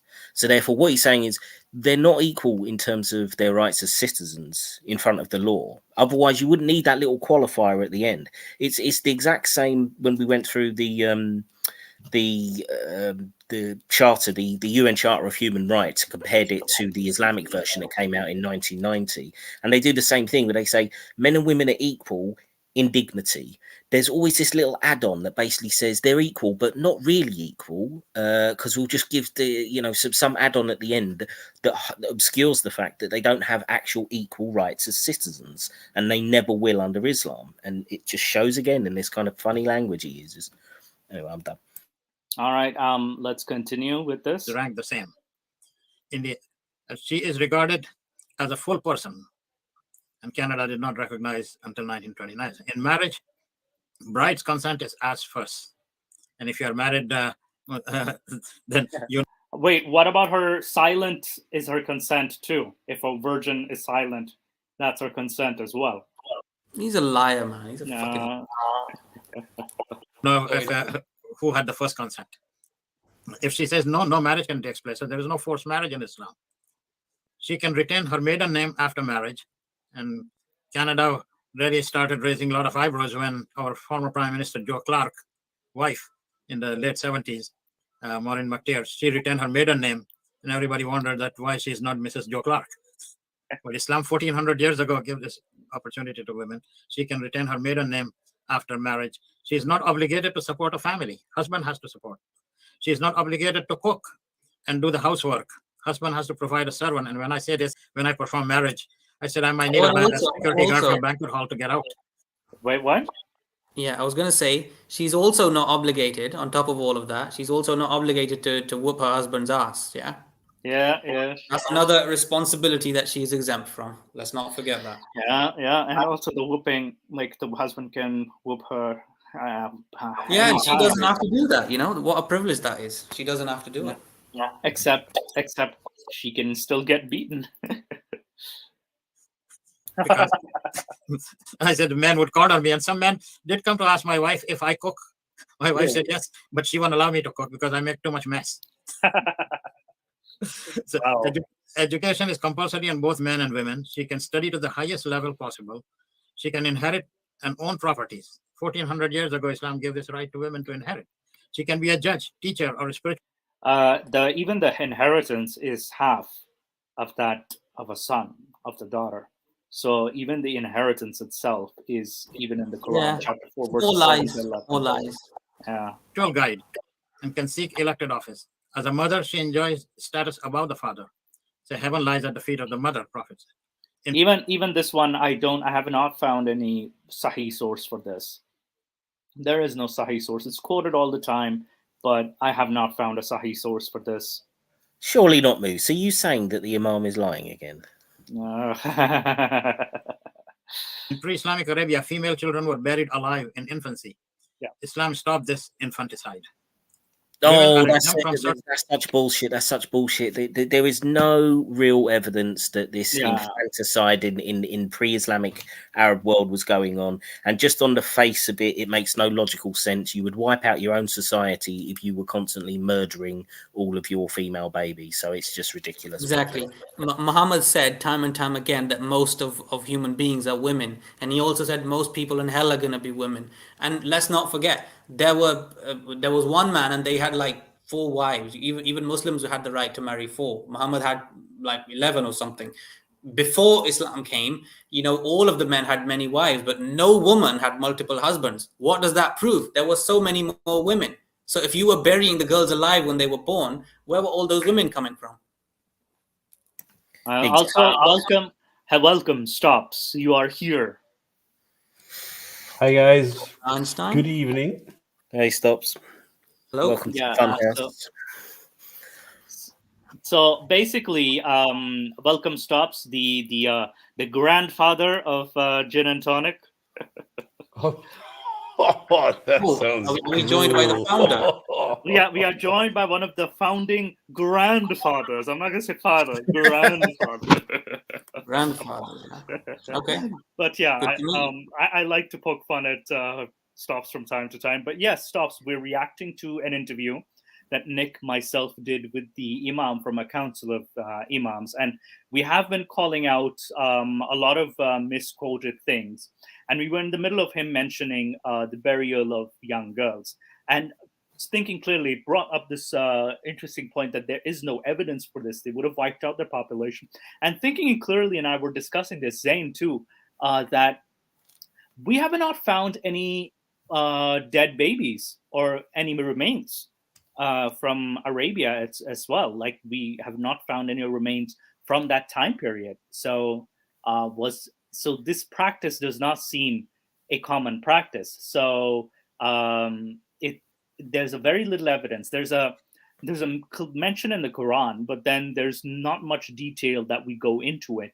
When it just talks about the girl who was buried alive and she comes out on the Day of Judgment. Maybe Shaitan got rid of the fossils. Yeah, you never know. Shaitan got rid of the fossils. And on top of that, it could have been mostly an isolated incidents at best, because what it seems like is that there were still women in the society, and we have not found any remains of baby girls being buried alive. So it's very we don't have now. Doorknob head, no, you're not eating dead babies. No, doorknob head. All right. It's just one of these many myths, isn't it, to make the pre-Islamic Arabs seem so depraved and so backwards that Islam has come and, turn them into the master race. And I think it's just to feed that narrative, that kind of... Yeah, because we have had kingdoms like the Kinda kingdom, the Ghassanid, the Lakhmid kingdoms, and all these kingdoms from Yemen. But there's no evidence of this practice from these kingdoms of pre-Islamic Arabia. But yes... let's continue, because we ritual worship, when they are going through menstrual cycle or postnatal period and so on, they don't have to pray and fasting and the salat as well during their menstrual cycle and postnatal period, and in pregnancy they cannot fast. Friday prayer is not obligatory on women because they have to look after children and so on. So these are some of the I hope clarified a misunderstanding about women's rights in Islam compared to what we see in some of these Muslim countries, just to oppress women. Yes. Yeah. And that's that perception. And now, next question we have is: what is Islam's relationship with Christianity and Christians? Well, Christianity and Judaism, both I would answer, is that we share a common heritage with both Christianity and Judaism. Okay. Yeah, that answers my next question. So Islam is a continuation of Judaism and Christianity. Mm-hmm. Muslims are required to accept scriptures of both Judaism and Christianity as divinely revealed books. When Prophet Muhammad, peace be upon him, decided to immigrate to Medina, to escape persecution, he drew up a first governing charter, first constitution, you can say, with Jews and Christians who were also living in Medina, guaranteeing safety and freedom to practice their faith. Similar pacts were also drawn with Christians in Sinai, Najran, and other places as well. Yeah. All right. And any responses to that, guys? No, I mean I could, but let's just spin on because this is going on forever. Yeah. Yeah. There's not a lot of, like, we mentioned the jizya before, so. Yeah. What is the Islamic opinion of the LGBTQ plus? Yeah, you really come up with some good questions. Yeah, he finally acknowledged I came up with good questions, and I asked about the LGBTQ plus community. Yeah, and I'm glad you asked these questions because no question is trivial, I would say. Yes. The LGBT community or transgender, so they're all seen as human beings with all rights to live, practice their faith, and as responsible citizens. Their sexual practice is considered a sin. Okay. I feel lucky that. So he fails to mention the death sentence on the LGBTQ plus, and yeah, the what do you call it? That he fails to mention the death sentence, so he omits that part. But we now see Nick's lovely face again. That I'm able to ask Dr. Abdul. Can we skip through Nick's bit as we? But not many people have that luxury. All right. Regarding this, it would be halal to have okay. By showing you the full clip, and then getting Dr. Abdul's reactions to. Yeah. So here, what Nick and I just did was we showed him the clip of Muhammad Hijab justifying pedophilia. Though this is the juicy part. If you look just at the Quran, you will get the indication that you can have sexual intercourse with a 5-year-old. The reason why it's haram to have sexual intercourse with a 5-year-old is not found in the Quran at all. If you just read the Quran, it is halal. It would be halal to have sexual intercourse with a 5-year-old. In Surah Al-Talaq, chapter 65, verse 4, Allah subhanahu wa ta'ala tells us who you can divorce and who you cannot divorce. And then he says, وَاللَّائِ لَمْ يَحِدْنَ وَاللَّائِ لَمْ يَحِدْنَ, and the ones who had never been pubescent before. And by the way, this is very important, yeah? I want all Muslims to be aware of this.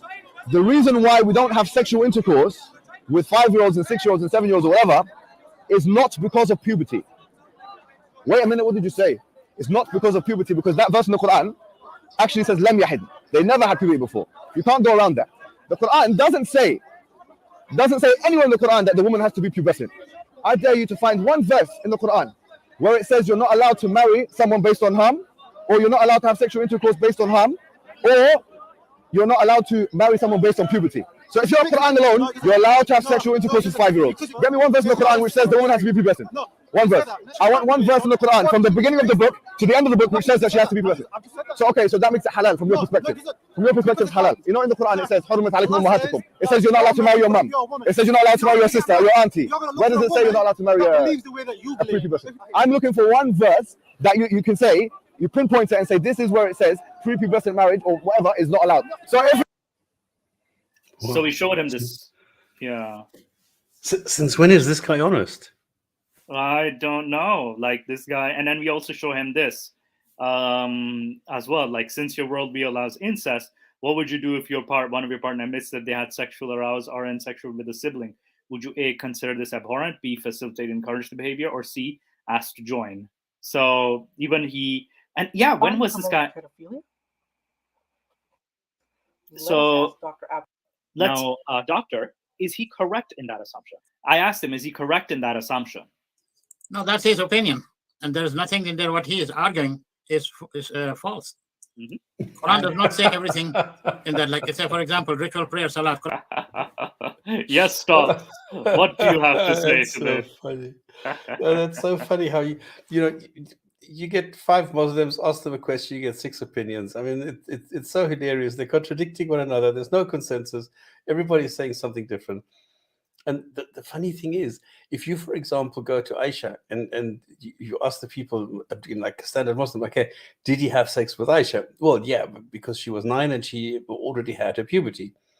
So she had experienced some sort of a menstruation or whatever.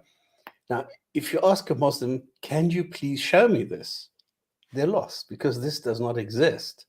This is an opinion, but there is no reference anywhere in any text, forget about the Quran, but not even in the Sunnah, which says she had menstruated.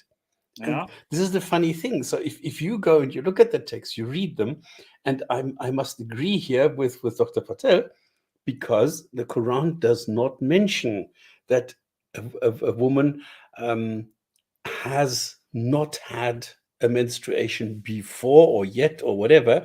It's just she hasn't menstruated. So what a lot of people do, they spin this as meaning that she's old and she's sick, and just for some aberration or biological aberration has not menstruated before, and that's it. But they always maintain, no, it's not children, it's nothing like that. So, you get different opinions, and it's quite funny to hear them contradict one another. And it's funny too, like you mentioned that there is no verse indicating. Fatih al-Bari, which is an explanation for Sahih al-Bukhari, actually specified that she did not hit her puberty. And there's even a hadith, which I recall the number in Sahih al-Bukhari or Sahih Muslim, which states that she was had not yet menstruated. She was still playing with dolls, and no one was allowed. The reason she was allowed to play with dolls was because she had not yet menstruated. She was not considered an adult for even that time. If you were playing with dolls as an adult, it's considered idolatry. Correct. No, you're absolutely right. The only thing that's the response to this is that there is a time gap between the two. Yeah, the 6 and the 9. But when you actually uncover that story, it's because she was sick. She had fallen ill. That's why. Well, losing her hair, you mean? Yeah, she was losing her hair. So, she basically, this is just, this is just an excuse. And on top of that, Aisha's just scratching the surface. All the Sunni texts, and even the Shia, Fiqh Jafriya, as well as the 4 Sunni schools of thought, allow groping a child even before puberty, even if a child is in the cradle. In the 4 Sunni schools of thought, the father and the husband have to consent. There's no consent of the girl involved. So, can I just quickly interrupt to ask a question? Is it true that the Prophet Muhammad groped Aisha before they were married? Possibly, because there are hadiths of her watching out Ethiopian children playing while he's feeling her up. There are hadiths like that. Feeling her up. What do you mean by feeling her up? How exactly? It's very vague because I don't know the Arabic, but he's kind of feeling her with his hands, and while she's just watching outside. But I don't know if it's before 9 or after 9. He's touching the child sexually before Yes. he's actually slept with her. He was touching her before he slept with her. Yes, but it doesn't mention sexually. It doesn't mention sexually, but it does kind of give you the sense of it's very sexual. And if I read the words, then I'd get a better idea. But that does sound sexual. And it does. Yeah, you're right. It's absolutely quite nasty. I don't. Yeah, but look, it's another Islamic first. We thought that it was the West which had the Me Too movement, but Islam beat us to it once again. Yeah. Yeah, all right. I don't even want to mention what I've actually read that the Prophet Muhammad did to her. Not on this show. This is a family show. I'm not mentioning it here. Oh, don't worry. This is not family. It's okay. We even use the word fuck or shit. Yeah, or I'm very quickly just go over it. What I've heard, I haven't actually read it. I'd like to, but I've heard from quite a few people that he used to kind of take her off the playground and he used to kind of fondle between her legs. He used to put his penis between her legs and have fun between her thighs. Yeah. There's also sighing. I'm not making this up. I'm not making. No. I've heard of it. I've heard this. Well, but this is not the Sunni text. This is a Shia text. Yeah, the Shia text is actually Ayatollah Khomeini as well as Sistani. The Ayatollahs, they say that. Does it say that he actually did that with Aisha? No, it doesn't say it. It's no, it does. The sign. Absolutely. I mean, in the Sahih al-Bukhari and the Sahih Hadith, yes, it does say that. But in terms of Shia laws, I'm talking about Shia law, Sharia, you're allowed to do that. You're allowed to do that. You're allowed to thigh. You're allowed to do that because it says that, right? Yeah. You're allowed to thigh. And even in the Sunni law as well, yeah. Prophet Muhammad allegedly used to take the Aisha before he actually slept with her. He used to take her off the playground and put his penis between her thighs. Yeah. And that's allowed? I don't know of any hadith of any. I don't know if it's accurate, like it exactly that way happened. I'd have to look into it, but I wouldn't be surprised if that's the case. I would not be surprised. But definitely thighing is allowed. Yeah, to the audience, I have to say, do not quote me on this. I am not sure about it. It's just something that I've heard. I am not accusing the Prophet Muhammad of doing that. I'm not sure about it. Yeah, so we're gonna see. We can dive into it in another. But yeah, let's see his response further. Quran does not say how to pray. Yes. But we are praying because the angels taught how to pray. Okay, so he does admit Quran doesn't teach us how to pray. So he's he's also diverting the issue from the pedophilia. So, and then he's like, the angels taught us how to pray. So you kind of notice here, he's diverting the issue. So there are many, he translates that word wrong, and it's his opinion. Salman Rushdie wrote a lot of opinions and things like that. Yeah. So we cannot really accept that what he is saying. And there are many others who will interpret and say they have said for years, not today, from the time of the Prophet. So Islam prohibits marriage with blood relations, number one. Mm-hmm. Sexual relations outside marriage are also forbidden with any. But he doesn't address children. He just says blood relations. So he doesn't address children. One adult or children. And the other thing that he doesn't mention is, for example, that you're allowed to have as much sex as you want to with female slaves. Yeah, he fails to mention the slaves. Even if they're married. Oh yeah. In chapter 4, verse 24. Considered incest. Okay. So this answers the question that says whatever the person interprets how he sees, that's his opinion. I don't know him. I don't know. Yeah. And there are many others who challenge Quran as in the past and still challenge. Yeah. But people cannot go by the opinion of the one person.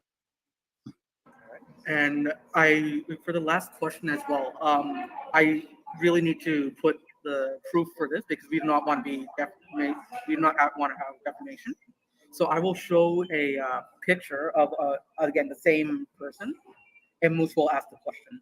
So we show him this again. Mohammed hijab clearly states based off of. I didn't see that. What was it again? So this is a public tweet that Mohammed hijab made about us. I'll put it back again, where he told us that our worldview is actually incestuous. It promotes incest. No, but I already answered that that Islam forbids marriage outside the marriage relations, and relations are with adult or children is forbidden outside. Children need to be respected. There is no way in the Quran or Hadith saying that yes, children are acceptable. No. What about Aisha? Because here in Canada at the moment, pedophilia is a big problem. You say that Christianity allows pedophilia? No. That is still the law of the land here in Canada, that pedophilia is a criminal offense. So it is wrong to assume and judge something like that when somebody makes a statement like that. And there's a last question we have. Yeah. Secular societies like Canada, even incest is allowed and punishable as stated in the criminal code. Incest is allowed in Canada? No, it's outlawed. It's outlawed, yeah. Yes, it's punishable as stated in the criminal code. Mm-hmm. There are Islamic countries that practice cousin marriage. I already answered that question, that cousins are not blood relations. Mm-hmm. I answered that question. That what do you guys think? Cousins are not blood relations? Lie. Yeah. They are blood relation. Oh, you want comments from us? Of course they are. Yeah. And he's like, cousins are not blood relations. Islam forbids marriage among blood relations. I mean, what do you expect from him? I mean, the same thing as he's going to say, well, there was a special law that God gave the people that allowed incest during, the days of Adam and Eve and Noah. It was a special time with special rules, so it's not actually incest. The same with cousins. Well, it is incest, but it's special incest, so it's a different kind of incest. It's not really incest. This is apologetics. Yeah. This is crazy. Direct blood relatives. Brother, sister, father, mother. Just to clarify. So aunts, all those. But cousins are not blood relations. Genetically, medically is proven that way. That makes no sense. He says that an aunt or an uncle is a blood relative, but a cousin isn't. How's he defining that? It's a miracle of redefinition. The miracle of having no basic knowledge of biology. No, they do have knowledge, mate. They redefine stuff. Actually, they lie. to themselves first and then to I us. really got a chance to clarify a lot of the points I want. Wait. Is the video playing? Religion? I don't think so. But no. Okay, yeah, I think we're done with the video. So that was the leap of faith. Did I close the window? Jesus. Yes. There we go. All right. So final thoughts. I will hear first from. We'll go around. Let's hear from Zain. What do you think? Your final thoughts. I do remember some of the points he raised. Like I said before, I was going to try to be nice to him and let him talk before I judge him. Now, he was honest about some of the things he said, but those are very few in number. Like one thing he said, that how do you become a Muslim? Well, there's no ritual, there's no baptism. You just accept there's one God and one prophet, and then you just recite the Shahada and you're a Muslim. So those few things that he was honest about, but most of that was dog shit. And for example, he said, what information do you give people when they are converting? He totally lied about that. He said we give them all of this information, which I don't remember everything he said, but all of that was dog shit. They only tell them that Islam is the true word of God, Muhammad is the prophet, whatever. And just get in before you die. Get in, otherwise you're gonna get barbecued after you die. That's the only information they give them. So yeah, he lied over there. He said something about free speech is allowed. He didn't give any reference to it. He said stuff like blasphemy. That Canada has a blasphemy law, but a 2-year death sentence, a prison sentence, he compared with a death sentence. What else? He gave some stuff about. He also said that I'm working on building bridges between, interfaith unity. I'm working on that. I'm interested to know what kind of unity he's talking about. He didn't actually tell what efforts he's making, but I'm interested to know what efforts he's making. Well, those are some of the things I remember. The rest of it I don't. But what I do remember is that he was constantly. Another thing. He also said that secularism means that you move away from God. And then he said that this is a man-made definition of secularism is a man-made thing. So obviously it's going to have a man-made definition. So a lot of intellectual dishonesty and a lot of straw manning as well of other people's positions. I am not impressed with this professor. I expected more from him because the credentials that he gave us at the start, they were very impressive. But, this guy's a liar. I don't think I like this guy. And thinking clearly, your thoughts overall. Yeah, I mean, I'm genuinely disappointed. I mean, when Nick said that he was going to do this interview and the Imam had agreed, I really thought that we were going to get a better class of discussion, even apologetics on Islam. Yet he argues the same as any kind of average street dawa kind of Muslim. There really wasn't any level of impressive knowledge there. It was, and just breathtaking hypocrisy, saying things like, there's total freedom of speech in Islam, except for you can't insult God, you can't mock the tradition, you can't say anything against Muhammad or upset anyone's religious sensibility. So he's contradicting himself straight away. I mean, again, it was really sinister by saying, no, you've got complete freedom of choice, no compulsion in religion. If you want to become an apostate, you just declare it, but you'll then have to face the judgment of the community, which was about as sinister a turnaround in a sentence as I'd heard out of his mouth. I'm just genuinely disappointed because I thought we were going to get something better quality, and it was just really sort of bog standard rhetoric. So I'm just surprised how much a second hearing made me swear, because I thought I was not going to swear tonight. But hearing that a second time, I mean, I'm frightened to go back now to listen to how many F-bombs I dropped on this. So I apologize for the crudeness, but it was really frustrating listening back to this a second time. It was also boring, so we needed to do that. Yeah, and I appreciate the F-bombs. I love F-bombs, and don't worry, it's I think that was very sinister, that part. Now we're gonna hear from Stops spamming. Yeah, well, I can't really say anything.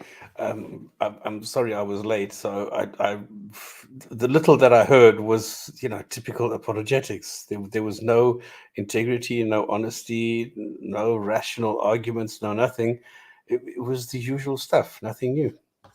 Yeah, and honestly, like I apologize for the weird timings because I think Canada hit what do you call it? Daylight The saving time. daylight savings early, so UK hasn't hit it. So I think that's why the timing got a bit upside down. Oh, you're already 2 hours. Okay. Yes. Oh shit. Yes. No, we haven't got it yet. Yeah. We're still So, in deep winter. yeah, you guys are still in a deep winter. Well, yeah. Well, actually, it's happening in a couple of hours. We're going to get ours, so Yeah. caught up with you. But for yeah, now, one more thing. Sorry, guys. Moose, is this show happening next week? Very likely, yes. Very likely we're gonna. So you're not gonna be watching what's on next week. You know what I'm talking about? The is it a pay-per-view like the WrestleMania pay-per-view? That's correct. Yeah, it's next Saturday, night one. Yeah, so I might be like just putting it on the background, possibly. So you're gonna put WrestleMania on the background. Gentlemen, can I interrupt? There is one more final thing as well. Are we going to briefly mention what happened to Sheikh Uthman? Yes, he was stabbed. Yes, but thinking clearly. Allegedly. Yeah. I refuse to actually acknowledge he's been stabbed until we see some actual hard evidence, because all we've seen is 5 seconds of footage of him arguing with some moron on the street. So I'm highly suspicious. If he was stabbed, obviously that's terrible. You know, the guy who did it should be, prosecuted, etc. But I am skeptical whether this is really true. And by another Muslim? No, by apparently an Islamophobe. It's really sketchy. Have you not? Well, exactly. Have you not heard this story, Stops? No. Oh, I saw it on Twitter and Instagram. So I saw that there's a picture of him being stabbed, and it was taken. And I'm like, what? It's the way the picture was taken. It's like, why are you posing for being stabbed? It doesn't actually show the injury. It's just him sitting in his car with what could be tomato ketchup on him. I mean, there is blood. Like, I still feel bad, but it's just, why are you posing for a stab? You might, are you this narcissistic? Just go to the hospital now. Like, I would not care about taking photos when getting stabbed. If I got stabbed, right there. Yeah, and immediately uploading it to YouTube for clicks. I mean, if you upload your stabbing to YouTube and then start making defiant messages, I'm really skeptical about your motivations. Yeah, it's like, why are you weaponizing this incident, a tragic incident, to your benefit? Yeah. So, and if that really happened to you, I do sympathize with you, and I hope that the perpetrator gets prosecuted. And from what I saw in the video, like, Sheikh Usman actually stood up for himself, and actually made me kind of proud of him in a way that he's being targeted by someone who he did not provoke in any way, and he stood up for himself. So that's a good thing. But allegedly, when he made a video to tell the story, he said that, well, they're the ones who started, and then they call us terrorists. He's a scholar, and he knows that's not true. Again, that's intellectual honesty. You know that you're the ones who spread hatred against them all the time, and yet you live in their countries and take advantage of the law which protects you. You're literally using their laws which you abuse in your mosques. Now you're going to use that same law to prosecute the person who attacked you. So who's doing the hypocrisy here? Is it them? I don't think so. You guys are hypocrites. Yeah, but come on, this guy is a drama queen. I mean, I totally condemn any kind of violence. I totally condemn anybody going there using a knife against anyone. Absolutely.